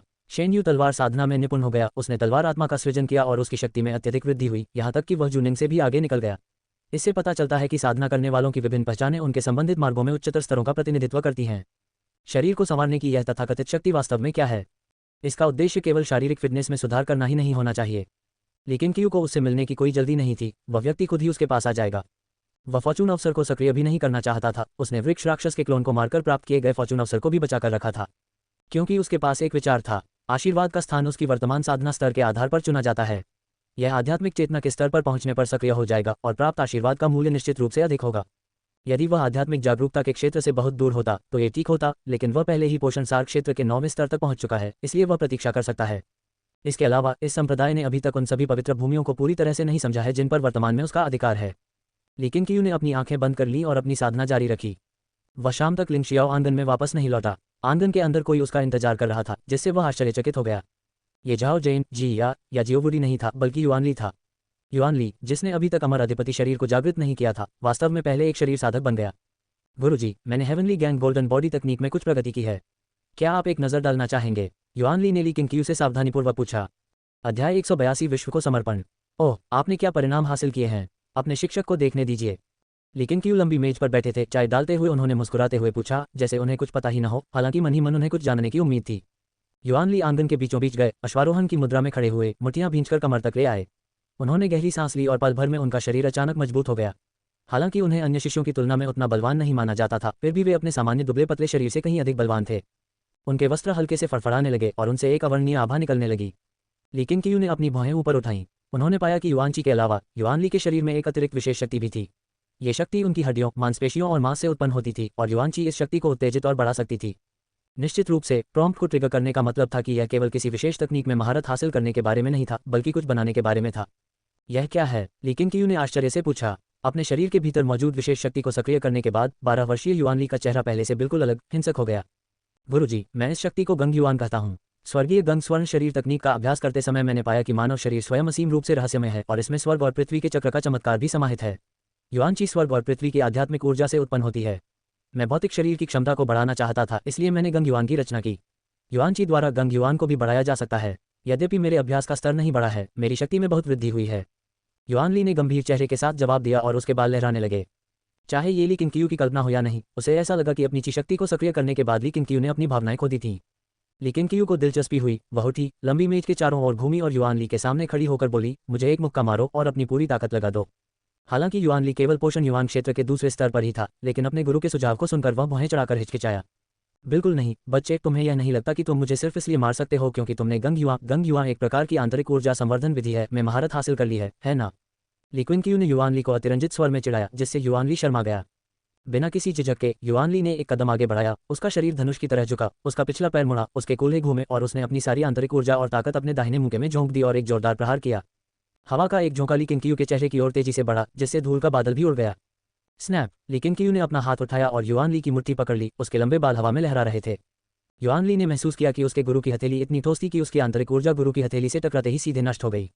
उसने राहत की सांस ली। उसके वस्त्र फड़फड़ाना बंद हो गए, उसके चेहरे के भाव सामान्य हो गए और उसका शरीर एक आकार छोटा हो गया। वह मुस्कुराया और बोला, गुरुजी, आप अद्भुत हैं। मैं आपके सामने कुछ भी नहीं हूँ। लेकिन कियू रुका और हंसते हुए बोला, तुम्हारी आंतरिक ऊर्जा काफी अच्छी है। यहाँ तक कि ची पोषण क्षेत्र के 5वें स्तर का शिष्य भी अगर तुम्हारे अभी के पूरे बल के मुक्के से अचानक प्रभावित हो जाता तो उसे गंभीर आंतरिक चोटें लग जाती। ये सुनकर युआनली बेहद खुश हो गई और खुशी से उछलने कूदने लगी। कल मैं तुम्हारे लिए एक स्मारक बनवाऊंगा। यह मार्ग शरीर साधना का मार्ग होगा। भविष्य में तुम्हें संप्रदाय के भीतर एक विद्यालय स्थापित करने की अनुमति दी जाएगी, जहां तुम शरीर साधना का मार्ग सिखाओगे। लेकिन कियू ने आगे कहा। युआनली बेहद खुश हुआ और उसने तुरंत अपने गुरु को धन्यवाद दिया। एक स्मारक का निर्माण करना उनके लिए बहुत बड़ा सम्मान होगा और वे विनम्रतापूर्वक इसे अस्वीकार नहीं करेंगे। इसके अलावा उन्हें लगता था कि उनके द्वारा निर्मित गांग युआन इस सम्मान के योग्य है। लेकिन कियू ने उनसे जाकर आराम करने को कहा और उन्होंने तुरंत झुककर विदा ली।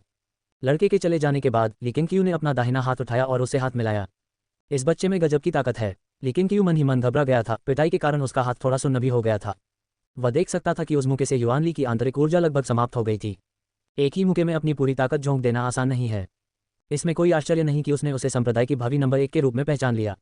हालांकि झाओ जैन, जिया और लियांग सभी उत्कृष्ट थे, लेकिन ली किंग की नज़रों में युआनली ही वह खिलाड़ी थी जिससे उन्हें सबसे ज्यादा उम्मीदें थीं। ये सिर्फ अमर शरीर के कारण ही नहीं है, बल्कि उनकी असाधारण समझ के कारण भी है, जिसकी तुलना संप्रदाय में किसी और से नहीं की जा सकती। संप्रदाय में देखा जाए तो शायद केवल यूनकाई ही अपनी विविध नियमों वाली आध्यात्मिक दृष्टि और 1000 हथौड़े और 100 परिष्करण क्षमताओं के साथ युआनली की बराबरी कर सकती है। बहरहाल, ये दोनों किंशियाओ संप्रदाय के भविष्य के प्रतीक हैं और ली किंग निश्चित रूप से इन्हें प्रशिक्षित करेंगे। वह इन्हें अष्टम मंडलों या तलवार संप्रदाय में नहीं भेजेंगे, बल्कि स्वयं अपने अधीन रखेंगे। जैसे जैसे संप्रदाय बड़ा होता जाएगा, उसके भीतर गुटों की संख्या अनिवार्य रूप से बढ़ती जाएगी और आपसी कलह अपरिहार्य हो जाएगी। लेकिन कियू अहंकारी नहीं होगा। प्रत्येक हॉल की शक्ति और संसाधनों का विस्तार करते हुए वह संप्रदाय के नेता के गुट की शक्ति को भी बढ़ाएगा। युआन ली ने अभी तक अपने अमर अधिपति शरीर को जागृत नहीं किया था, फिर भी उसने ली किंगक्यू को इतना बड़ा आश्चर्य दिया था जिससे वह बहुत खुश हुआ था। उस शाम उन्होंने युआन क्यूई को युआन ली के लिए एक शिलालेख स्थापित करने के लिए तियानगोंग हॉल जाने का निर्देश दिया। जब युआन क्यूई को इस बात का पता चला तो वह पहले तो अचंभित हुआ, फिर अत्यंत प्रसन्न हुआ। उसने ली किंगक्यू से यह भी पूछा कि क्या उसने किसी को गलत पहचान लिया है, लेकिन ली किंगक्यू ने उसे डांट कर टाल दिया। रात काफी हो चुकी थी। दिन भर के अपने सभी कार्यों को पूरा करने के बाद युआन क्यूई अपने आंगन में लौट आया, एक ऐसा आंगन जो केवल दोनों भाइयों का था। उसने देखा कि युआन ली अभी भी मुक्केबाजी का अभ्यास कर रहा है, इसलिए वह जल्दी से उसके पास गया। अरे बदमाश, क्या तुमने सचमुच शरीर साधना के मार्ग का मार्ग प्रशस्त किया है? युआन क्यूई ने उत्साह से पूछा। युआन ली ने अपनी मुट्ठी पीछे खींची और सिर हिलाते हुए कहा, हाँ, मैं इसे गैंग युआन कहता हूँ। वाह, क्या बात है, मैं इतनी मेहनत क्यों कर रहा हूँ? ये सब तुम्हारे लिए है। संप्रदाय प्रमुख के शिष्यों की संख्या लगातार बढ़ रही है और मुझे तुम्हारी स्थिति को सुरक्षित रखने के लिए और भी अधिक मेहनत करनी पड़ रही है। अब जब तुमने अपनी क्षमता दिखा दी है तो मेरे साथ होने से तुम भविष्य में संप्रदाय प्रमुख के सबसे प्रिय शिष्य बन जाओगे। झाओ झेन और जिया तुम्हारे सामने कुछ भी नहीं है। हाँ, जूनिंग से कृपा पाने की होड़ मत लगाना, वो अलग है, वो सबसे वरिष्ठ शिष्य है और उसने संप्रदाय के शुरुआती दौर में बहुत बड़ा योगदान दिया है। युआन ची ने उत्साह से कहा, जिससे युआन ली बहुत प्रभावित हुआ। हालांकि युआन ली का भाई से कृपा पाने का कोई इरादा नहीं था, फिर भी उसने अपने भाई की मेहनत देखी। कई लोग निजी तौर पर उसकी प्रतिभा पर सवाल उठाते थे, लेकिन खुलेआम कहने की हिम्मत नहीं करते थे, न केवल इसलिए कि वह संप्रदाय प्रमुख का शिष्य था, बल्कि इसलिए भी कि युआन क्यू संप्रदाय प्रमुख का प्रिय था। बोलते बोलते युआन क्यू की खुशी बढ़ती गई और उसकी आंखों में आंसू भी आ गए। उस समय उन्हें युआन ली के साथ 7 माउंटेन्स अलायंस में कैद कर दिया गया था, जो उस समय एक शिशु ही थे। उन्हें आज भी वे दिन भय और घबराहट के साथ याद हैं। युआन ली को उस समय की कोई याद नहीं है, लेकिन उसने इसे हमेशा अपने दिल में संजो कर रखा है। वह न केवल ली किंगक्यू का आभारी है, बल्कि उसने मजबूत बनने और फिर कभी कैदी न बनने का संकल्प भी लिया है। युआन ली से पूछताछ की गई, जिससे उन पर काफी दबाव पड़ा, लेकिन उन्होंने इस बारे में कभी कुछ नहीं कहा। इतने वर्षों में आज रात जितनी आनंदमयी रात केवल वही थी जब ली किंगक्यू ने दोनों भाइयों को कंधे पर उठाकर 7 माउंटेन्स अलायंस से लड़ते हुए बाहर निकलने का रास्ता बनाया था। उसने युआन ली की ओर देखा और हंसते हुए कहा, छोटे भाई, आओ और मुझे दिखाओ। मैं पोषण युआन क्षेत्र के तीसरे स्तर पर हूँ, जो तुमसे बेहतर है। युआन ली मुस्कुराया और बोला, भाई, क्या आपको मेरी कुछ शक्ति की आवश्यकता है? क्या तुम अपने भाई को पीट पीट कर मार डालना चाहते हो, या तुम अपने भाई को नीचा समझते हो? जाओ और एक घूंसा मारो। युआन क्यूई जोर से हंसा। युआन ली ने अपने गुरु को मुक्का मारने में अपनी पूरी ताकत लगा दी थी, इसलिए उसके पास बहुत कम आंतरिक ऊर्जा बची थी और वह बाकी बची ऊर्जा को भी बर्बाद करने के लिए तैयार था। जैसे ही युआन ली ने अपनी आंतरिक ऊर्जा को जुटाया, अपने छोटे भाई के रूपांतरण को देखकर युआन क्यूई का चेहरा असामान्य हो गया। अचानक उसे एक बुरी आशंका हुई, लेकिन बड़े भाई होने के नाते उसके स्वाभिमान ने उसे अपना विचार बदलने नहीं दिया। उसने गहरी सांस ली, लड़ने की मुद्रा में खड़ा हुआ और स्थिति से निपटने के लिए तैयार हो गया। अल्पविराम। अगली सुबह सड़क पर एक नया शिलालेख जोड़ा गया, जिसने वहां से गुजरने वाले शिष्यों को आकर्षित किया और वे इसे देखने के लिए रुक गए, और यह खबर तेजी से फैल गई। संप्रदाय के नेता के तीसरे शिष्य ने वास्तव में शरीर साधना के मार्ग का मार्ग प्रशस्त किया है। ये खबर जंगल की आग की तरह फैल गई। युआन ली की ख्याति उसकी कम योग्यता के कारण जग जाहिर थी और कई शिष्य निजी तौर पर उसे संप्रदाय के नेता के निर्णय पर एक धब्बा मानते थे। क्या वह सचमुच शरीर साधना का मार्ग खोलने में कामयाब रहा? कुछ लोग आश्चर्यचकित थे, कुछ उत्सुक थे और कुछ ने सवाल उठाए। दोपहर में युआन ली किंगक्यू से मिलने के लिए लिंगशियाओ आंगन पहुंचे और युआन क्यूई उनके पीछे पीछे चल रही थी। युवानिकी की दाहिनी बांह सफेद कपड़े से लिपटी हुई थी और उसके अंदर लकड़ी के 3 टुकड़े डाले गए थे, जो स्पष्ट रूप से फ्रैक्चर का संकेत दे रहे थे। इस समय तीनों शियाओ भाई भी आंगन में ली किंगक्यू से बात कर रहे थे। युआन ली को देखते ही शियाओ वुडी की आंखें चमक उठीं और वह तुरंत उठ खड़ा हुआ और बोला, वरिष्ठ भाई युआन ली, मैंने सुना है कि आपने शरीर साधना का मार्ग स्थापित किया है। क्या मैं आपकी शक्ति का अनुभव कर सकता हूँ? रात भर आराम करने के बाद युआन ली की आंतरिक ऊर्जा काफी हद तक वापस आ चुकी थी। शियाओ वुडी का अनुरोध सुनकर वह एक पल के लिए झिझका और युआन क्यूई की ओर देखा। लेकिन क्यू हंसते हुए बोली, उसे इसका अनुभव करने दो, कोई कसर मत छोड़ो। मेरे यहाँ होने से अगर उसकी सिर्फ एक सांस भी बची हो तो मैं उसे बचा सकती हूँ। ये सुनकर युआन ली मुस्कुरा उठा। शियाओ वुडी क्रोधित नहीं था, बल्कि उसने युआन ली की ओर आशा भरी निगाहों से देखा। दोनों एक दूसरे की ओर बढ़े, उनकी आंखें मिली, मानो चिंगारियां उड़ रही हों। युआन ली आमतौर पर विनम्र होते हैं, लेकिन उनकी रगों में एक बलवान व्यक्ति का खून बहता है और वह किसी से भी हारना नहीं चाहते। अल्पविराम। एक आंगन में ली यांग निशानेबाजी का अभ्यास कर रहा था। उसका चचेरा भाई जाओ लिंगलोंग उसके बगल में खड़ा था, साथ ही एक अधेड़ उम्र का आदमी भी था। यांग, कुछ बोलो, अधेड़ उम्र के व्यक्ति ने बेबसी भरे स्वर में कहा। वह ली परिवार से थे, उनका नाम लीदा था और वह ली यांग के दूसरे चाचा थे। लियांग ने अपना काम रोक दिया, अपने भले को कसकर पकड़ा, लीदा की ओर देखा और कहा, चूंकि तुम पूछना चाहते हो तो मैं तुम्हें बता देता हूँ। बेहतर होगा कि तुम अपने इन विचारों को निर्दयी बना लो, अन्यथा ये ली परिवार का पूर्ण विनाश कर देंगे।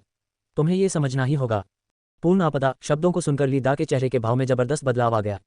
झाओ लिंगलोंग के चेहरे के भाव थोड़े बदल गए। उसने संप्रदाय के नेता के तरीकों के बारे में सोचा और महसूस किया कि वह वास्तव में ऐसा करने में सक्षम था। लीदा ने सहज भाव से पूछा, कौन सा बिंदु? किंगशियाओ संप्रदाय में किसी को भी संप्रदाय प्रमुख से ऊपर होने की अनुमति नहीं है। किंगशियाओ झेंडेन इसका सबसे अच्छा उदाहरण है। न केवल संप्रदाय प्रमुख इसे मना करते हैं, बल्कि 8 हॉल तलवार संप्रदाय और यहाँ तक कि वे कुलीन परिवार भी इसे मना करते हैं। ली परिवार को अपने ऊपर मुसीबत नहीं मोल लेनी चाहिए, लियांग ने ठंडे लहजे में कहा। लीदा तुरंत समझ गया और उसकी पीठ से ठंडा पसीना बहने लगा। एक बार ली और ली किंग क्यू के बीच संबंध का खुलासा हो जाने पर जब तक ली किंग क्यू इससे इनकार करती रहेंगी तब तक कई लोग ली के खिलाफ कार्रवाई करने की कोशिश करेंगे। लीदा ने आगे कहा, बिल्कुल ये सही है, संप्रदाय के नेता से ऊपर कोई नहीं हो सकता। हालांकि संप्रदाय का नेता ली परिवार के सदस्यों को किंगशियाओ संप्रदाय में प्रवेश करने की अनुमति देता है, बशर्ते वे मूल्यांकन में उत्तीर्ण हो जाएं, लियांग ने गंभीरता से कहा और विषय बदल दिया।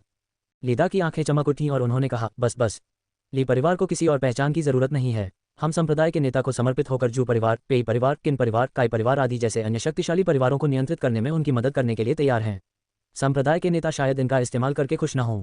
लियांग मुस्कुराते हुए बोला, अगर ली परिवार संप्रदाय में योगदान देने को तैयार है तो संप्रदाय ली परिवार के सदस्यों के साथ अच्छा व्यवहार करेगा। ज्यादा मत सोचो, हम अपनी क्षमता के बल पर संप्रदाय में प्रवेश करेंगे, समझे? लीदा ने सिर हिलाते हुए कहा, अन्य कुलीन परिवार जो कुछ भी प्रदान कर सकते हैं, हमारा ली परिवार भी वह सब प्रदान कर सकता है, और यहाँ तक कि क्या, यहाँ तक कि दुनिया भी। अध्याय 183 प्रत्यक्ष संप्रदाय गुरु की शक्ति। युआन ली द्वारा शारीरिक साधना के मार्ग की रचना ने कई शिष्यों और यहाँ तक कि हॉल मास्टर की जिज्ञासा को भी जगा दिया। परिणामस्वरूप लोग उनके पास ये जानने के लिए उत्सुकता से आते रहे कि शरीर साधना क्या होती है।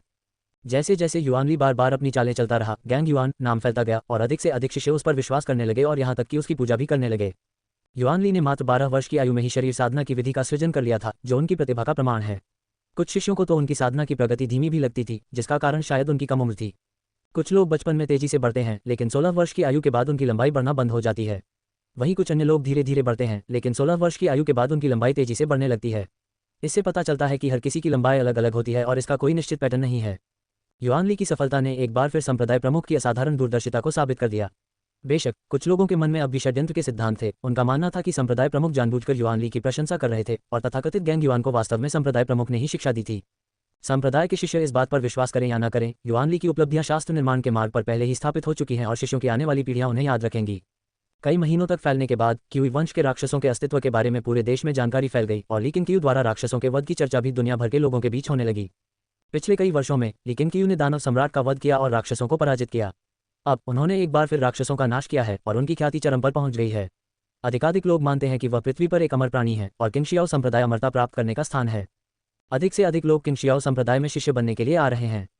किंगशियाओ संप्रदाय ने अपने शिष्यों के मूल्यांकन का स्थान बदलकर जियांग शिखर कर दिया और तीसरे पर्वत शिखर का निर्माण भी शुरू हो गया। किंगजियाओ संप्रदाय में इस समय सबसे व्यस्त लोग निम्न श्रेणी के शिष्य और पंजीकृत शिष्य हैं। संप्रदाय में दसियों हजार कारीगर भी कार्यरत हैं जो प्रतिदिन भारी मात्रा में भोजन की खपत करते हैं। सौभाग्य से कई कुलीन परिवार आर्थिक सहायता प्रदान कर रहे हैं। अप्रैल के अंत में बड़ी संख्या में पहरेदारों के साथ लगातार रथ और घोड़े आते रहे, जिससे पहाड़ पर मौजूद कई शिष्यों का ध्यान आकर्षित हुआ। क्या कोई और शक्तिशाली परिवार पैसा और अनाज देने आया है? दुनिया में इतनी अराजकता फैली हुई है, फिर भी ये कुलीन परिवार इतना अनाज पैदा कर सकते हैं। धिक्कार है, ये दुनिया वाकई अन्यायपूर्ण है। इतिहास में क्या कभी कोई मार्शल आर्ट संप्रदाय हमारे किंगशियाओ संप्रदाय जितना समृद्ध रहा है? मैंने सुना है कि संप्रदाय के नेता ने अनाज बांटने के लिए लोगों को पहाड़ से नीचे भेजा और यह काम खुलेआम और ईमानदारी से किया गया। वे कुलीन परिवार देखते रहे, लेकिन कुछ कहने की हिम्मत नहीं कर पाए। हम क्या कह सकते हैं? उन्हें बस हमारे किंगशियाओ संप्रदाय के प्रति अपनी सद्भावना भेजनी है। हम इसका उपयोग कैसे करते हैं इस पर उनका कोई नियंत्रण नहीं है और उन्हें इसकी परवाह भी नहीं है। किंगशियाओ पर्वत की एक चट्टान पर झांग यूचुन और जुयान कंधे से कंधा मिलाकर खड़े थे और नीचे रथों और घोड़ों की लंबी कतार को देख रहे थे जो एक अजगर की तरह दिख रही थी। जुयान ने कहा, लिंचुवान काली परिवार सचमुच धनी और शक्तिशाली है। झांग यूचुन ने शांत भाव से कहा, आज का किंगशियाओ संप्रदाय अतीत के किंगशियाओ संप्रदाय जैसा नहीं है। वे चाहे कितने भी उपहार भेजें, हमें उन्हें ज्यादा सम्मान देने की जरूरत नहीं है। जुयान ने उसकी ओर देखा और पूछा, क्या आप जानते हैं कि संप्रदाय का नेता भविष्य में लियान को किस दिशा में प्रशिक्षित करेगा? मुझे ये तो नहीं पता, लेकिन लियान भविष्य में निश्चित रूप से महत्वपूर्ण जिम्मेदारियां संभालेगा और ये परिवार उसे रोक नहीं सकता, झांग यूचुन ने जवाब दिया। ये सुनकर जुयान ने अपनी आंखें सिकोड़ लीं। उसे दबाव महसूस हो रहा था। हालांकि जू शुन्यांग मजबूत है, फिर भी वह लियांग जितना अच्छा नहीं है। इस समय केवल वे ही नहीं थे जो ली परिवार द्वारा भेजे गए उदार उपहारों को देख रहे थे। अन्य हॉल मास्टर, उप हॉल मास्टर, वरिष्ठ और शिष्य भी दूर से देख रहे थे। अपनी संपत्ति और प्रभाव के बल पर ली परिवार ने किंगशियाओ संप्रदाय में सभी की नजरों में जबरदस्ती प्रवेश किया। हालांकि ली किंग क्यू नहीं देख रही थी। दूसरी ओर किंगशियाओ पर्वत के उत्तरी किनारे पर स्थित एक भूमिगत महल में महल बहुत बड़ा नहीं था और उसमें ज्यादा साज सज्जा भी नहीं थी। दीवारों पर तेल के दीपक रखे हुए थे। ली किंग क्यू और मो जियूहोंग कंधे से कंधा मिलाकर खड़े थे। मो जियूहोंग बेहद उत्साहित दिख रहे थे और उनकी आंखों में उम्मीद की किरण जगमगा रही थी, क्योंकि वे अपने सामने खड़े 20 शिष्यों को देख रहे थे। आज से डार्क हॉल की स्थापना होती है और मो जियूहोंग इसके नेता होंगे। आप डार्क हॉल के पहले शिष्य हैं। आपकी यह पहचान केवल मुझे ही पता होनी चाहिए। आपको अपने अस्तित्व का खुलासा किसी के सामने नहीं करना है, यहाँ तक कि नेता आपके रिश्तेदारों और दोस्तों के सामने भी नहीं। ली किंग क्यू ने 20 शिष्यों पर नजर डाली और गंभीरता से बात की। ये शिष्य ली किंग क्यू के प्रति बेहद वफादार हैं। इन सभी की वफादारी रेटिंग 95 या उससे अधिक है और वे उनके भरोसे के लायक हैं। ली किंग क्यू की बातें सुनकर सभी शिष्य समान रूप से उत्साहित हो गए। अंधेरा हॉल। संप्रदाय के नेता के सीधे नियंत्रण में होने के कारण वह एक भरोसेमंद सलाहकार जैसा प्रतीत होता है। लेकिन क्यू ने आगे कहा, मास्टर मो आपको प्रशिक्षित करेंगे। अब से आपका कर्तव्य विभिन्न संगठनों में घुसपैठ करना है। आपके साथ 8वें हॉल के शिष्यों की तुलना में दुगना व्यवहार किया जाएगा। आपके द्वारा दी गई जानकारी के आधार पर आपको अतिरिक्त पुरस्कार भी मिलेंगे। हालांकि यदि कोई झूठी जानकारी देता है तो उसे कड़ी सजा दी जाएगी। भविष्य में मैं आपको मार्शल आर्ट संप्रदायों में भेज सकता हूं या आपको सम्राट के बगल में नियुक्त कर सकता हूं। यहां तक कि मुझे संप्रदाय में हॉल मास्टर्स पर नजर रखने के लिए भी आपकी आवश्यकता हो सकती है। आज से आप में से प्रत्येक व्यक्ति अपने लिए एक कोड नाम चुनेगा जिसे मास्टर मो द्वारा रिकॉर्ड किया जाएगा और मेरे द्वारा व्यक्तिगत रूप से एक किताब में रखा जाएगा। 20 शिष्यों ने ली किंग क्यू के भाषण को ध्यानपूर्वक सुना और वे महसूस कर सकते थे कि डार्क हॉल के शिष्यों पर कितनी बड़ी जिम्मेदारी है। मो जिऊहोंग भी धीरे धीरे गंभीर हो गया। उन्हें एक महत्वपूर्ण पद दिया गया था, लेकिन ये काम आसान नहीं था और निश्चित रूप से खतरनाक था। लेकिन उसने हार नहीं मानी। उसने कई महीनों तक मास्टर किंग शियाओ को चाय पानी पिलाया, हर तरह के गंदे और कठिन काम किए। लेकिन मास्टर किंग शियाओ ने उसे कभी पदोन्नति नहीं दी, जिससे उसे स्थिति की सच्चाई समझ में आ गई। किंग शियाओ संप्रदाय के भीतर सबसे सुरक्षित बात केवल एक व्यक्ति के प्रति वफादार रहना है, संप्रदाय का नेता। लेकिन क्यू को डार्क हॉल से बहुत उम्मीदें थीं। उन्होंने 2 खुफिया प्रणालियां बनाने की योजना बनाई, एक संप्रदाय की खुफिया प्रणाली जिसे झांग यूचुन द्वारा विकसित किया जाना था, और दूसरी उनकी व्यक्तिगत खुफिया प्रणाली डार्क हॉल जो केवल उनकी सेवा करेगी। वह हॉल मास्टर से सावधान नहीं था, बल्कि एहतियात बरत रहा था। संप्रदाय की शक्ति का विस्तार होने के साथ ही 8 शाखाओं की स्थापना अपरिहार्य हो जाती है। सभी स्तरों पर सत्ता संरचनाओं के सुदृढ़ीकरण के साथ भविष्य में सत्ता संघर्ष और भी तीव्र हो जाएंगे। संप्रदाय के नेता के रूप में वह सभी संघर्षों का समाधान नहीं कर सकते। उनका कर्तव्य है कि वे सभी गुटों को नियंत्रित करते हुए अपने दृष्टिकोण का विस्तार करें। उन्हें ये कार्य उबाऊ या थकाऊ नहीं लगता, वास्तव में यह उन्हें अपने पिछले जन्म के खेल की तरह लगता है। लेकिन क्यू जाने से पहले 1 घंटे तक अंधेरे हॉल में रुकी रही, बाकी का काम मो जिऊहोंग पर छोड़कर। अल्पविराम। लिंकई हॉल के प्रशिक्षण मैदान में यांग जुवान एक पेड़ के नीचे पालथी मारकर बैठा था, हाथ में एक आध्यात्मिक जड़ी बूटी लिए हुए विचारों में डूबा हुआ था। किंग शियाओ संप्रदाय में पहुंचने के बाद ली डोंगयुए ने उसमें साधना के संसाधन भरपूर मात्रा में डाले, जिससे उसकी साधना में तेजी से प्रगति हुई। उसकी असाधारण प्रतिभा ने उसे पोषण युवान क्षेत्र के 4थे स्तर तक पहुंचने में सक्षम बनाया। हालांकि किंग शियाओ संप्रदाय के भीतर पोषण युवान क्षेत्र के 4थे स्तर को अब शीर्ष स्तरीय साधना नहीं माना जाता है, लेकिन यांग जुवान की क्षमता ने लिंकई हॉल में सभी को उससे बहुत उम्मीदें जगा दी हैं। एक युवक आंगन में दाखिल हुआ और यांग जुवान की ओर बढ़ा। ये नान को ही जन्मजात नायक होने और अचानक ज्ञानोदय प्राप्त करने का भाग्य प्राप्त था। क्यूई परिवार ने ये नान के गुरु बा दाओ मौली को किलिन को पकड़ने के लिए किंग शियाओ पर्वत पर भेजा।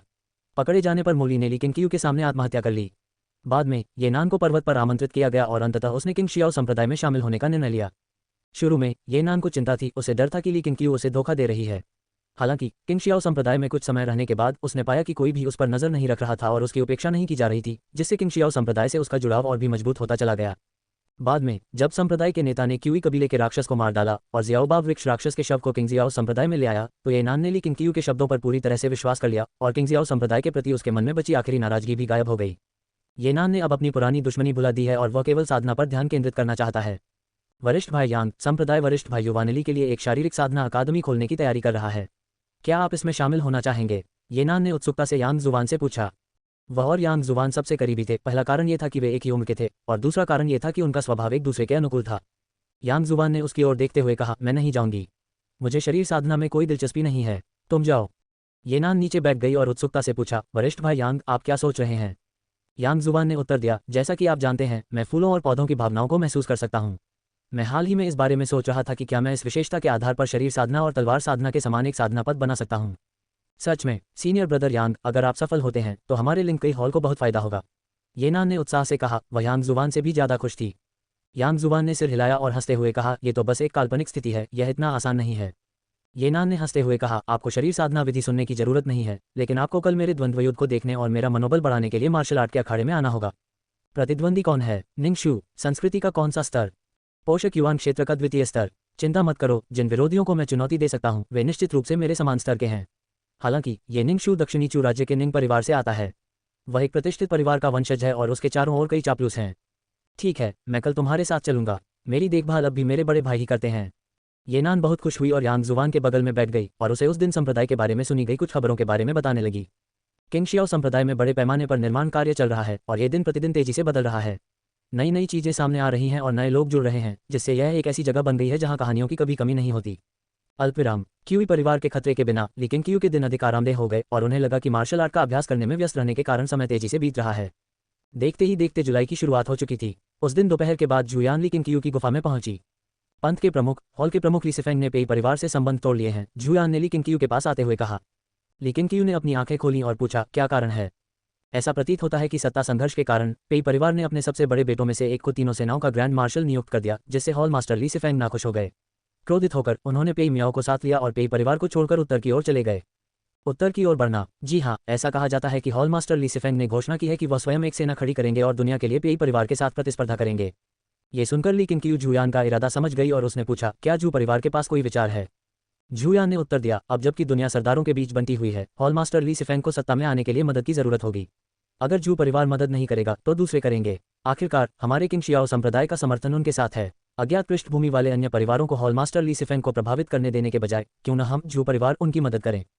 लेकिन क्यू ने उसकी ओर देखा लेकिन कोई जवाब नहीं दिया। झूयान उसकी निगाहों से चौंक गई और उसने अपना सिर नीचे कर लिया। उसका दिल तेजी से धड़क रहा था और उसका मन बेचैनी से भर गया था।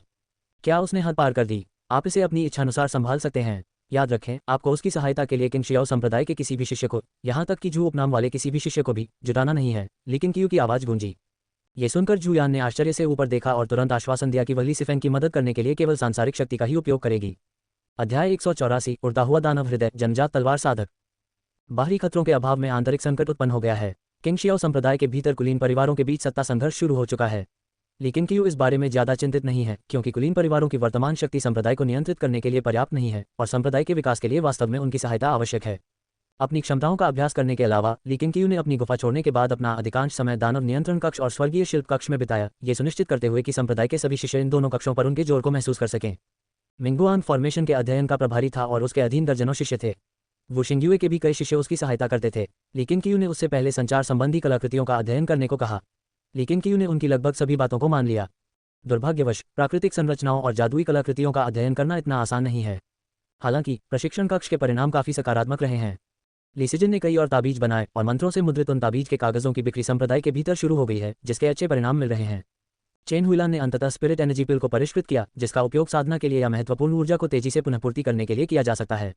ये अनमोल वस्तुएं केवल साधना कक्ष में ही बेची जाती हैं, इसी कारण यह अत्यंत लोकप्रिय और वर्तमान में सबसे व्यस्त कक्ष है। साधना कक्ष के शिष्यों का रुतबा भी काफी बढ़ गया है। वे जहां भी जाते हैं उनकी तलाश की जाती है। आखिरकार आध्यात्मिक औषधियां और ताबीज अभी भी दुर्लभ वस्तुएं हैं।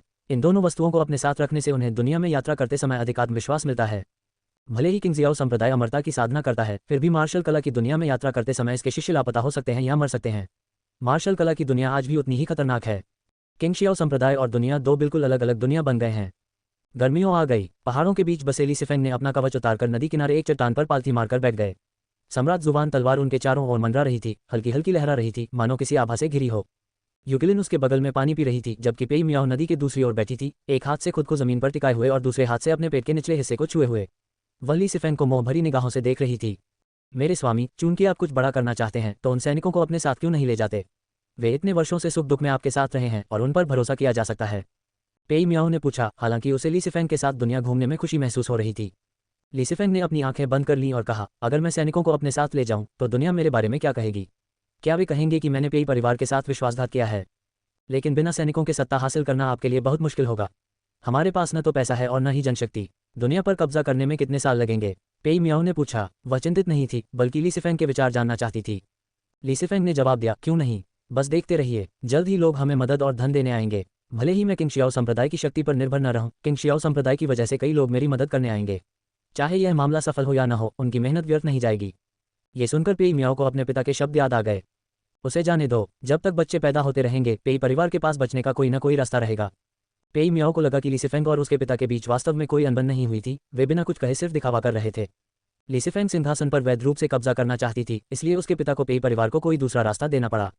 हालांकि उन्होंने युद्ध की चर्चा में भाग नहीं लिया, लेकिन उन्हें यह आभास हो गया था कि पेई परिवार संकट में है। दो राज्यों पर प्रभुत्व स्थापित करने के बाद दो सरदार पेई परिवार को दबाना चाहते थे। पेई परिवार के लिए दुनिया बहुत करीब भी थी और बहुत दूर भी। पेई मियाओ ने ली सिफेंग की ओर देखते हुए कहा, पतिदेव, यदि आपका वास्तव में यही इरादा है और आप अपने पद का उपयोग करके कुछ करना चाहते हैं, तो मैं आशा करती हूँ कि आप जल्द से जल्द दुनिया में शांति स्थापित कर देंगे। यह अराजक दुनिया जितनी देर तक खींचती रहेगी, उतने ही अधिक लोग मरेंगे। उसे अराजक समय कभी पसंद नहीं था, लेकिन उसकी नापसंदगी से कुछ भी नहीं बदल सकता था। चिंता मत करो, एक बार जब मुझे बढ़त मिल जाएगी तो मैं इस अराजक दुनिया को जल्द से जल्द समाप्त कर दूंगा, ली सिफेंग ने उत्तर दिया। जैसे ही उसने बोलना समाप्त किया, नदी के किनारे की घास कांप उठी, जिससे उसे अपनी आंखें खोलनी पड़ी। पानी पीते समय यूकिलिन और पेई मियाओ ने दूर आसमान की ओर देखा और घोड़ों पर सवार लोगों के एक समूह को देखा, जिनके पीछे गाड़ियां थीं जो झूमती हुई धूल के बादल उड़ा रही थीं। नेता ने एक बड़ा झंडा लहराया जिस पर ली अक्षर छपा हुआ था। मैडम पेई ने भौहें चढ़ाकर आश्चर्य से पूछा, ये कहाँ से हो सकता है? ली परिवार से। ली सिफेंग ने ली कबीले की विशाल सेना को आते हुए देखा। हालांकि वह ठीक नहीं देख सका कि कितने लोग थे, फिर भी वह घबराया नहीं। अब उसने सम्राट जुबान तलवार पर पूर्ण महारत हासिल कर ली है और उसकी शक्ति पहले से कहीं अधिक बढ़ गई है। वह तो जेल की किलिन तलवार को भी सामने लाने का साहस करता है, जो उसके प्रबल आत्मविश्वास का प्रमाण है। अल्पविराम। भीषण गर्मी में दुनिया भर में तापमान बहुत अधिक है। उस सुबह तड़के लेकिन क्यू अकेले ही समुद्र के किनारे बंदरगाह पर पहुंचे। वे अपनी तलवार पर सवार थे। उनके आगे तियानहोन तलवार थी, जो उन्हें पर्वत की चोटी तक ले जा रही थी। उन्होंने पहाड़ों और समुद्र के संगम पर एक विशाल मंडप देखा और कई लोग उसके चारों ओर अन्य इमारतें बना रहे थे। ये किंग शियाओ संप्रदाय द्वारा निर्मित पहला बंदरगाह है। हालांकि मूल रूप से इसका उद्देश्य रहस्यमय भंवर को छुपाना था, फिर भी ली किंग क्यू ने इस अवसर का लाभ उठाकर इसे विकसित करने का निर्णय लिया। हम भविष्य में इस रहस्यमय भंवर से उत्पन्न होने वाले संभावित खतरों से निपटने के लिए और अधिक शिष्यों को यहाँ भेज सकते हैं। लेकिन क्यू ने बिना उतरे हवा से ही निर्माण कार्य की प्रगति पर एक नज़र डाली। वह एक चाप में पश्चिम की ओर उड़ गया। उसने 100 मील से अधिक की यात्रा की और एक घने जंगल के ऊपर पहुंचा। यहाँ के पेड़ घने हैं और जंगल इतना अंधेरा है कि हवा से भी यह विस्मय पैदा करता है और यह आशंका पैदा करता है कि कहीं अंदर कोई खूंखार जीव छिपा न हो। दरअसल यहाँ कुछ बेहद भयावह छिपा हुआ है। लेकिन क्यू आकाश से नीचे उतरे और एक पेड़ की चोटी पर जा गिरे। तियानहोन तलवार एक कुरकुरी आवाज के साथ उनकी कमर पर बंधी म्यान में गिर गई। नीचे पेड़ों का एक झुरमुट हिलने लगा, मानो उसके भीतर कोई विशालकाय जीव चल रहा हो। कुछ ही देर में ली किंग क्यू के सामने के पत्ते हट गए और एक विशाल सांप का सिर उभरा, जो बाईजी था। बाईजी लगातार अपनी जीभ हिलाते हुए ली किंग क्यू को घूर रही थी। लगता है आपने अपना मन बना लिया है, ली किंग क्यू ने मुस्कुराते हुए पूछा। बाईजी ने आदरपूर्वक उत्तर दिया, अमर के उच्च सम्मान से मैं सम्मानित महसूस कर रहा हूँ। भला ये तुच्छ राक्षस कृतधन कैसे हो सकता है। उनकी बातें सुनकर ली किंग क्यू को ये सोचने पर मजबूर होना पड़ा कि उन दोनों साधकों का स्वभाव कैसा था जिसने बाईजी को इतना विनम्र बना दिया। ली किंग क्यू ने आगे कहा, उन तीनों छोटे शैतानों को मेरे पास लाओ। बाईजी ने सिर हिलाया और फिर एक अजीब सी आवाज निकाली। हालांकि यह एक सांप की आवाज थी, लेकिन यह किसी पक्षी की आवाज जैसी थी। गुटरगू गुटरगू। जैसे जैसे बाईजी की आवाज फैलती गई, ली किंग क्यू को जल्द ही एक हल्की राक्षसी आभा का एहसास हुआ। इसके तुरंत बाद 2 और राक्षसी आभाएं अलग अलग दिशाओं से तेजी से आईं। ली किंग क्यू ने अनुमान लगाया कि इन तीनों छोटे राक्षसों की शक्ति शाओ जियू के समान थी, जो पोषण युवान क्षेत्र के तीसरे स्तर की साधना के बराबर थी। ये पहले से ही बहुत मजबूत है। धर्मनिरपेक्ष मार्शल आर्ट की दुनिया में शायद ही कोई ऐसा व्यक्ति होगा जो इनका कुछ कर सके। कुछ ही देर में 3 छोटे राक्षस बाईजी के पास आ गए, पेड़ की चोटी पर चढ़ गए और खुद को प्रकट कर दिया। सुनहरा बंदर, काला पैंथर, मेंटिस। ली किंग क्यू की नज़र उस प्रार्थना करने वाले कीड़े पर पड़ी, जो एक घरेलू बिल्ली जितना बड़ा था। मेंटिस दानव। ये प्राणी पूरी तरह से नीले हरे रंग का है, जो 2 ब्लेड जैसा दिखता है और सूर्य के प्रकाश में धात्विक चमक बिखेरता है। क्या आप मेरे किंग शियाओ संप्रदाय में शामिल होने के इच्छुक होंगे? ली किंग क्यू ने पूछा। इच्छुक। तीनों राक्षस एक साथ बोले। उनकी आवाजें 2 पुरुषों और एक महिला की थी और काला पैंथर वास्तव में एक महिला राक्षस थी। ली किंग क्यू के आने से पहले ही बाईजी ने उन्हें स्थिति के बारे में समझा दिया था, इसलिए उन्होंने बिना किसी झिझक के उनका निमंत्रण स्वीकार कर लिया। ली किंग क्यू को कभी उम्मीद नहीं थी कि वे इंसानी भाषा बोल सकते हैं। वे सचमुच ऐसे राक्षस थे जो सैकड़ों वर्षों से जीवित थे। उन्होंने तुरंत ताओवादी परंपरा का पैनल निकाला और उसमें 3 राक्षसों के चित्र पाए। सुनहरा बंदर और काला पैंथर प्रतिभा के मामले में विशेष रूप से उत्कृष्ट नहीं थे, नहीं उनका कोई विशेष भाग्य था, लेकिन मेंटिस की आत्मा काफी असाधारण थी। नाम किनरो, लिंग पुरुष, आयु 132 वर्ष, निष्ठा नेता पंथ 71/44 अधिकतम 100, कृषि योग्यता अच्छी, समझ उत्कृष्ट, भाग्य तीव्र राक्षसी हृदय, जन्मजात तलवारबाज, ऊंची उड़ान भरने वाला दानव हृदय, अत्यंत तीव्र प्रतिक्रिया और गति। जैसे जैसे साधना स्तर बढ़ता है, ये दोनों गुण और भी अधिक बढ़ते जाते हैं। उसे गति तकनीकों, चपलता से संबंधित मंत्रों, अलौकिक क्षमताओं और गुप्त तकनीकों की असाधारण समझ है। जन्मजात तलवारबाज, तलवार की तकनीकों को समझने की क्षमता के साथ जन्मा, तलवार के मार्ग में असाधारण योग्यता रखने वाला, तलवारबाज बनने के लिए नियत। अल्पविराम। लेकिन क्यू तो इस सोअरिंग डायमंड हॉट तकनीक की नकल भी करना चाहता था। मार्शल आर्ट की दुनिया में गति ही रक्षापंक्ति को भेदने का एकमात्र तरीका है। अमरता की साधना पर लागू होने पर यह सिद्धांत अतिशयोक्ति नहीं होगा। और एक प्रार्थना करने वाले कीड़े पर जन्मजात तलवार साधक का भाग्य प्रकट होना तो हद से ज्यादा हास्यास्पद है। इसका भाग्य तलवारबाजी का अभ्यास करने वाला बनना था, जिसका अर्थ है कि अगर यह बाईजी से नहीं भी मिला होता तो भी यह अपनी प्रतिभा के बल पर राक्षसी मार्ग में प्रवेश कर सकता था।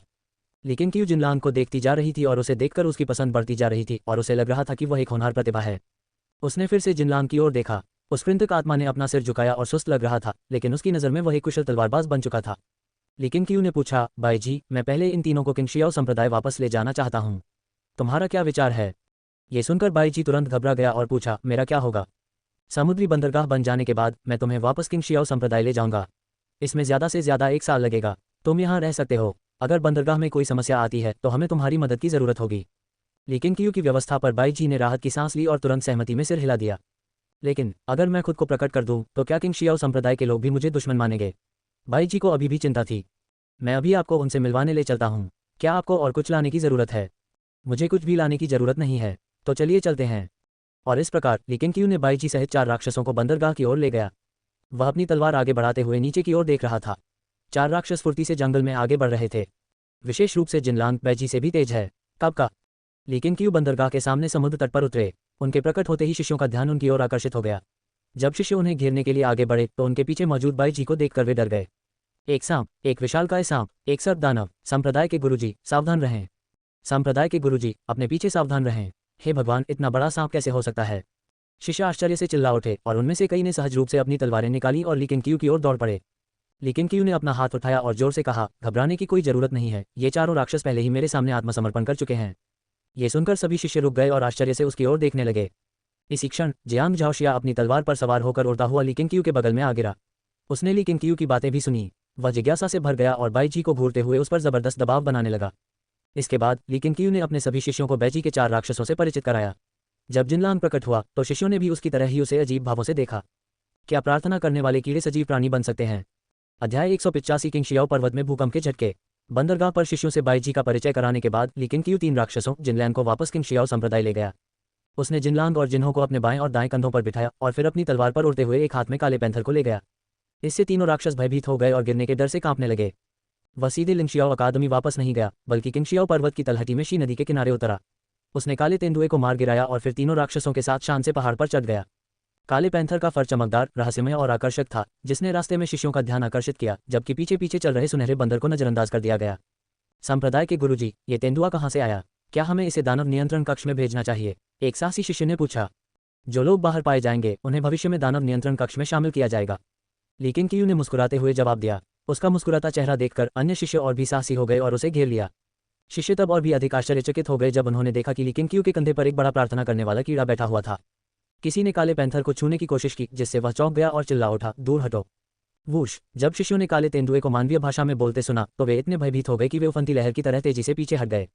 ब्लैक पैंथर ने शिष्य को गुस्से से घूरा, फिर ली केंगकेयू के ठीक पीछे पीछे चलने लगा।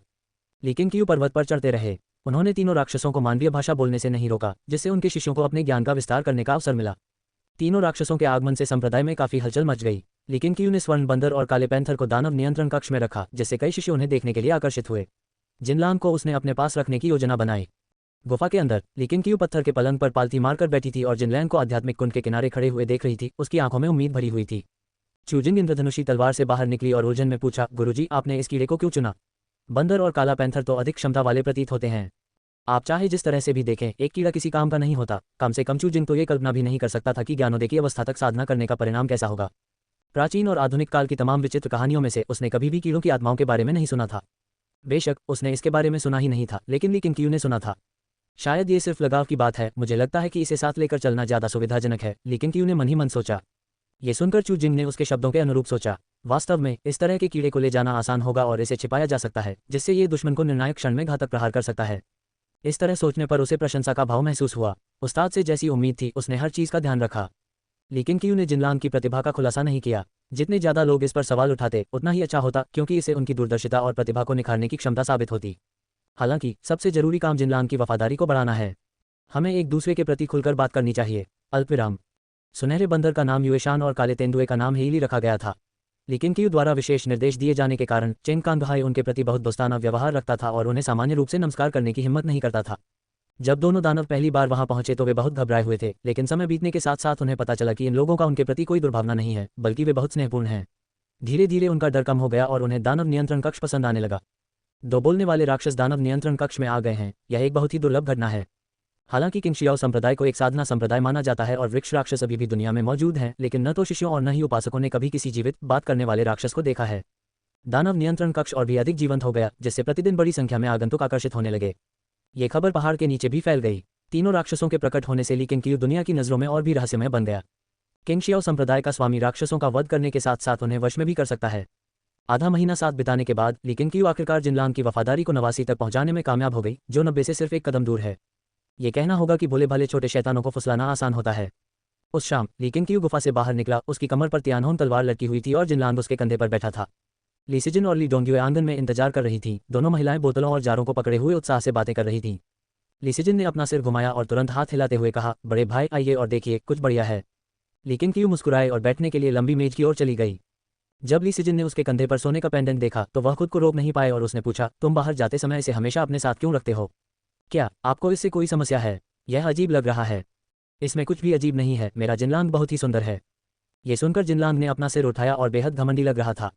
ली सिजिन ने ली केंगकेयू की पसंद पर सवाल उठाते हुए अपनी आंखें घुमाईं। उसे इस मुद्दे पर ज्यादा सोचने की जरूरत नहीं थी, इसलिए उसने मेज पर रखी 3 छोटी बोतलें उठाईं और ली केंगकेयू के सामने रख दी। ये चेन हुइलान द्वारा विकसित की गई 3 नई गोलियां हैं, यौवन संरक्षण गोली, गति बढ़ाने वाली गोली और रक्त प्रज्वलन गोली। युवाओं को बनाए रखने वाली गोली आपको हमेशा के लिए युवा रख सकती है, आपकी दिखावट को अपरिवर्तित रख सकती है और यहाँ तक कि आपकी त्वचा को भी युवा बनाए रख सकती है।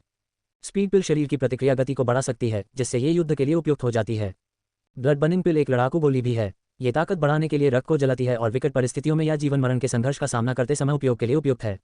लीसिजन ने गर्व से कहा कि उनके साधना कक्ष ने इस वर्ष बड़ी सफलता प्राप्त की है, जिससे संप्रदाय के भीतर उनकी प्रतिष्ठा लगातार बढ़ती जा रही है।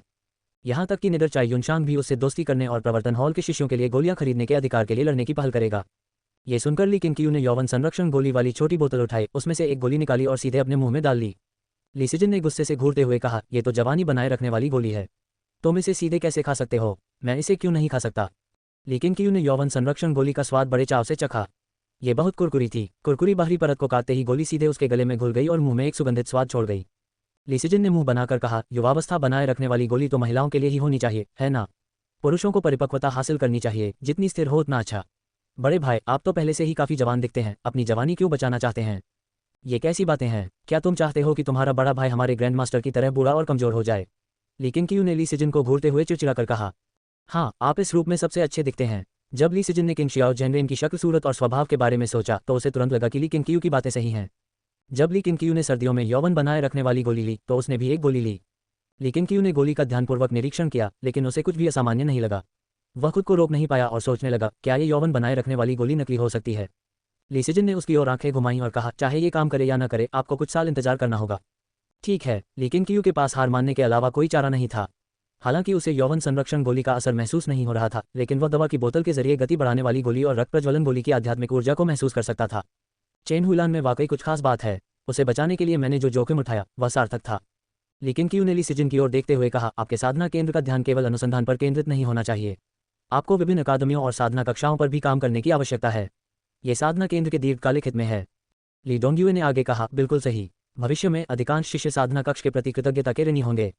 साधना कक्ष का दर्जा लगातार बढ़ता ही जाएगा और आपको भी इसका लाभ मिलेगा। लीसिजन ने बेबसी से कहा, मैं भी ऐसा करना चाहूंगी, लेकिन हमारे पास पर्याप्त जनशक्ति नहीं है। ली किंगक्यू ने कुछ देर सोचा और फिर कहा, कल्टीवेशन हॉल की उल्लेखनीय उपलब्धियों को देखते हुए मैं आपको 100 और लोगों की भर्ती करने की अनुमति देता हूं। धन्यवाद सीनियर ब्रदर। लीसिजन तुरंत मुस्कुराए और बोली कि वह ली किंगक्यू से मिलने दरअसल इसी मामले के लिए आई थी। हालांकि ली किंगक्यू उससे बेहद प्यार करता है, लेकिन महत्वपूर्ण मामलों में वह उसे छूट नहीं देता, उसे पहले परिणाम दिखाना होगा। ली किंगक्यू की सहमति मिलने के बाद लीसिजन तुरंत उठकर जल्दी से वहां से चला गया। ली किंगक्यू ने बेबसी से मुस्कुरा दिया। इस लड़की ने सचमुच घुमा फिराकर बात करना सीख लिया था। उसने ली डोंगयुए की ओर देखा और पूछा, क्या हाल ही में लिंकेतान किसी मुसीबत में फंसा है? ली डोंगयुए के मन में बहुत सारी शिकायतें थीं जिन्हें वह व्यक्त करना चाहती थी, और जब उसने उसका सवाल सुना तो उसने खुद को रोकना बंद कर दिया और उसे सब कुछ बता दिया। ली किंगक्यू ध्यान से सुन रहा था। संप्रदाय के तीव्र विकास के दौरान हर तरह की समस्याएं आना तय था। उसने इसका पूर्वाभास कर लिया था और आध्यात्मिक चेतना के क्षेत्र में प्रवेश करने के प्रयास में भी उसे इन मामलों पर ध्यान देने के लिए समय निकालना पड़ता था। भले ही वह हस्तक्षेप न करे, लेकिन जब तक वह अपना रवैया दिखाता है, ली डोंगयुए कई समस्याओं का समाधान कर सकता है। अल्पविराम। किंगजियाओ संप्रदाय के निर्माण ने संप्रदाय में तीव्र परिवर्तन लाए हैं और प्रतिदिन संप्रदाय में तरह तरह की खबरें आती रहती हैं। हालांकि अधिकांश शिष्यों के लिए सबसे महत्वपूर्ण बात अभी भी उनकी पीढ़ी के प्रतिभाशाली शिष्य हैं। उस वर्ष किंग शियाओ संप्रदाय के प्रत्येक हॉल से कई और प्रतिभाशाली लोग उभरे।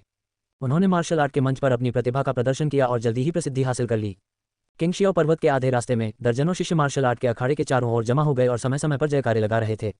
टकराना। ये नान मंच से अजीब तरह से गिर पड़ा, उसका चेहरा पीला पड़ गया था और उसके मुंह के कोने से खून रिस रहा था। यांग जुबान तुरंत उसके पास आया, उसे उठने में मदद की और अपनी ऊर्जा का उपयोग करके उसके आंतरिक रक्त और ऊर्जा को शांत किया। मंच पर एक सुंदर युवक हाथ बांधे खड़ा था और उसने घमंड से कहा, ये नान, ये 9वीं बार है जब तुम मुझसे हारे हो। क्या अब भी हार मानने को तैयार नहीं हो? मैं पोषण युवान क्षेत्र के तीसरे स्तर में प्रवेश करने वाला हूँ। उसके बाद फिर से लड़ने का कोई मौका नहीं होगा, क्योंकि संप्रदाय अंतर क्षेत्रीय युद्धों की अनुमति नहीं देता है। उनका नाम निंगशु है। वे 2 साल से भी कम समय से इस संप्रदाय के सदस्य हैं, लेकिन उन्होंने पहले ही अपना नाम कमा लिया है। उन्होंने प्रवेश परीक्षा में सर्वश्रेष्ठ परिणाम प्राप्त किए और निर्धारित समय से पहले ही प्रशिक्षण केंद्र में भर्ती हो गए। 8 हॉलों में प्रवेश पाने की योग्यता अब बहुत कठिन हो गई है। पोषण युवान क्षेत्र के तीसरे स्तर के कुछ शिष्य भी प्रवेश नहीं कर पाते। ऐसे में अगर निंगशु संप्रदाय में नवोदित होने के बावजूद प्रशिक्षण हॉल में प्रवेश कर पाती है तो स्वाभाविक ही है कि विवाद उत्पन्न हो।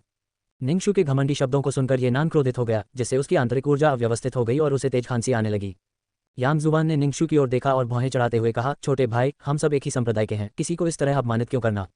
हालांकि दर्शकों में निंगशु के अनुयायियों का एक समूह भी था, लेकिन उनमें से अधिकांश केवल मनोरंजन के लिए ही वहां मौजूद थे। उन्हें यह भी लगता था कि निंगशु हद से ज्यादा आगे बढ़ गया है, इसलिए जब उन्होंने यांग जुबान के शब्द सुने तो सभी ने उसकी बात दोहराई। निंगशु ने यांग जुबान की ओर देखा और पूछा, और तुम कौन हो? उसने पहले भी गौर किया था कि यांग जुबान हमेशा ये नान की लड़ाइयां देखने आती थी, लेकिन उन दोनों के बीच कभी बातचीत नहीं हुई थी। लिंकाई हॉल, यांग जुवान ने शांति से उत्तर दिया। अब वह शिकारी जैसा नहीं दिखता, उसकी त्वचा गोरी हो गई है और वह एक साधक की तरह दिखने लगा है। निंगशू ने भौहें चढ़ाईं, उसे लगा जैसे उसने ये नाम पहले कहीं सुना हो। जब तक उसने दर्शकों में से किसी को ये कहते हुए नहीं सुना कि यांग जुवान लिंकाई हॉल के प्रमुख का शिष्य है, तब तक उसे आश्चर्य नहीं हुआ। संप्रदाय के नेता का शिष्य। निंगशू ने यांग जुवान को गौर से देखा, फिर धमकी देना बंद कर दिया। वह मुड़ा और मार्शल आर्ट के अखाड़े से नीचे उतरने की तैयारी करने लगा। ठीक तभी मार्शल आर्ट का अखाड़ा कांपने लगा, सटीक कहें तो पूरा किंगशियाओ पर्वत कांपने लगा, जिससे शिष्य चौंक गए और घबराहट में इधर उधर देखने लगे।